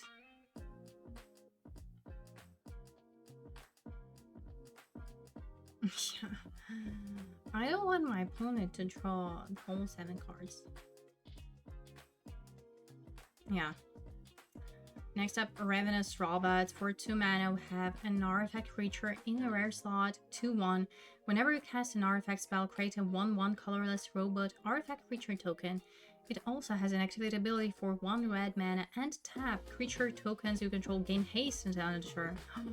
Sweet. Honestly, like, this, even though it is another build around, but it is so good, and I feel like it's an easy one. So let's assume you first pick it, and then you just try to navigate and draft this artifact deck. That's it. No, this can be pretty snowbally, you know, considering it's 2 drop. Nice. Saffron Simp, hello! Thank you so much for a follow.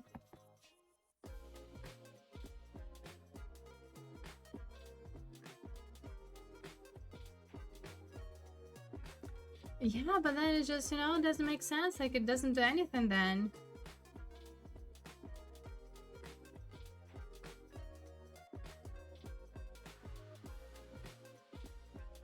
Hello, Harish Bandit.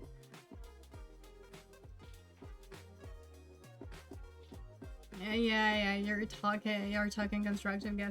Yeah, I'm pretty sure there can be, you know, some brews going around for sure. Next up, Rock Soldiers, 4 mana. We have another artifact creature, 4/3. When this creature enters, destroy up to 1 target non-creature artifact. I mean, it may be useful, you know? It's an artifact on its own. 4/3 for 4 mana. I guess it's okay. I don't know. So, like, my opinion, looking at it just for the first time, it looks like a filler in your artifact deck, but it can be better as your sideboard card. For example, if you, like, I don't know, we're gonna see later about all the rest of the artifacts. Is there going to be like a bomb artifact? I don't know, but anyways, so far we've seen some equipments, so this can be a nice target that, you know, it looks like a filler. It's an elemental. Let's go, yeah. Right, Slash, Reptile Rampager. 5 mana, it's a rare, 7/5. Whenever another creature you control enters, it deals 2 damage to each opponent, and whenever it attacks, create a 2/2 red mutant creature token. Nice. 5 mana, 7/5 is all we need.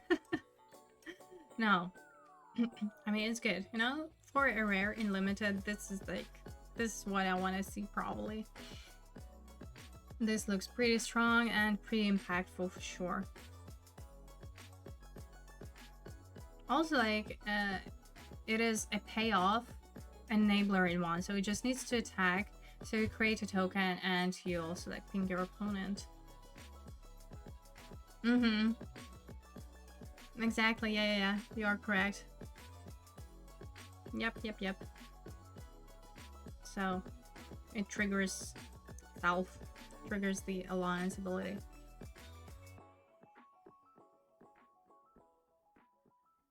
For big red and constructed. Ooh, I haven't thought about that. Could be. But yeah, in limited is definitely like very, very good. This is what you want to see as your pick one, right? Next up, oh my god, spicy oatmeal pizza. So we've seen what, like anchovy and something else, like it was gross. This is another example, oatmeal pizza. It looks better though. For 3 mana, we have artifact food. When it enters, it deals 4 damage to any target and 3 damage to you. And of course, as any food, you sacrifice it, you gain 3 life. So, like, if you can spare this 3 damage, like 3 points of life, I guess it's fine because, like, you gain them back. I don't know, like, okay, you know, it's an artifact, it's a permanent, it's a removal in a form of permanent, which is fun. Yeah, the fact that it deals 3 damage to you may be scary, but yeah, other than that, I guess it's good. Fansuits Link, thank you so much for follow.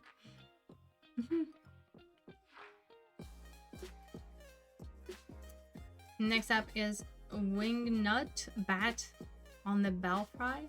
For 2 mana, we have a creature 1/2 with Alliance. So it gains your choice of flying manas or haste until end of turn. And whenever it attacks, each other attacking creature gets +1/+0 until end of turn. Okay, Alliance. So probably Boris, you know? You want to trigger it every turn. And also, like, whenever, meaning, like, do you remember this card with Sneak that creates 3 ninjas? 1/1. Pretty neat with something that like that, you know, to trigger that Alliance.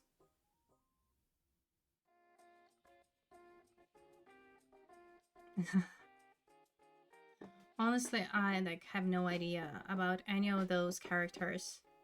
Sadly, like, sadly, this whole set, it does not speak to me. So this is very sad because I cannot relate. I remember Avatar and I was just, you know, swooning how I loved it and how well it was executed and designed. But here, I don't know. I'm just looking at this part from pure like Magic play perspective and not from like a tutorials fan.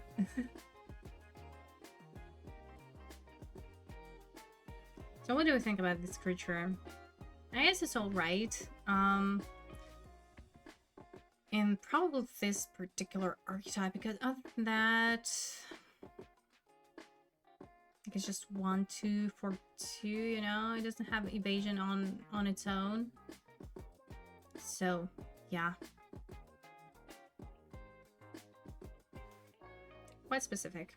Ooh, next up, Zog, Triceraton Castaway. For 5 mana, we have Dinosaur Soldier, 5/4, Reach, Trample, and when it enters, target creature can't block this turn. It's a land cycler. It's part of this land cyclers. Honestly, great. I'm so impressed with land cyclers in this set, because honestly, I wouldn't mind casting them just as creatures. Love it. Pretty neat, honestly. Alright, and you know what? This is it. We're done with red.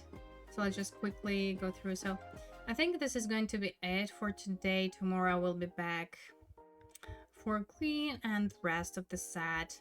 So I'm going to upload, of course, this VOD on my YouTube channel, which is at Mr. and Mrs. Spike. And, you know, you can listen to it as a podcast because I read all the cards, or, you know, leave your thoughts down below, of course. If you're not following already, please hit the button. It would mean a lot to me. Tomorrow, again, I will be back with part 2 of our first impressions and limited set review. And of course, this week is the streamer event on Magic Arena, so we're going to play limited on Thursday, as long as I can. Starting from 11 a.m. Central European time, as always. All right, have a good one. Let's raid somebody.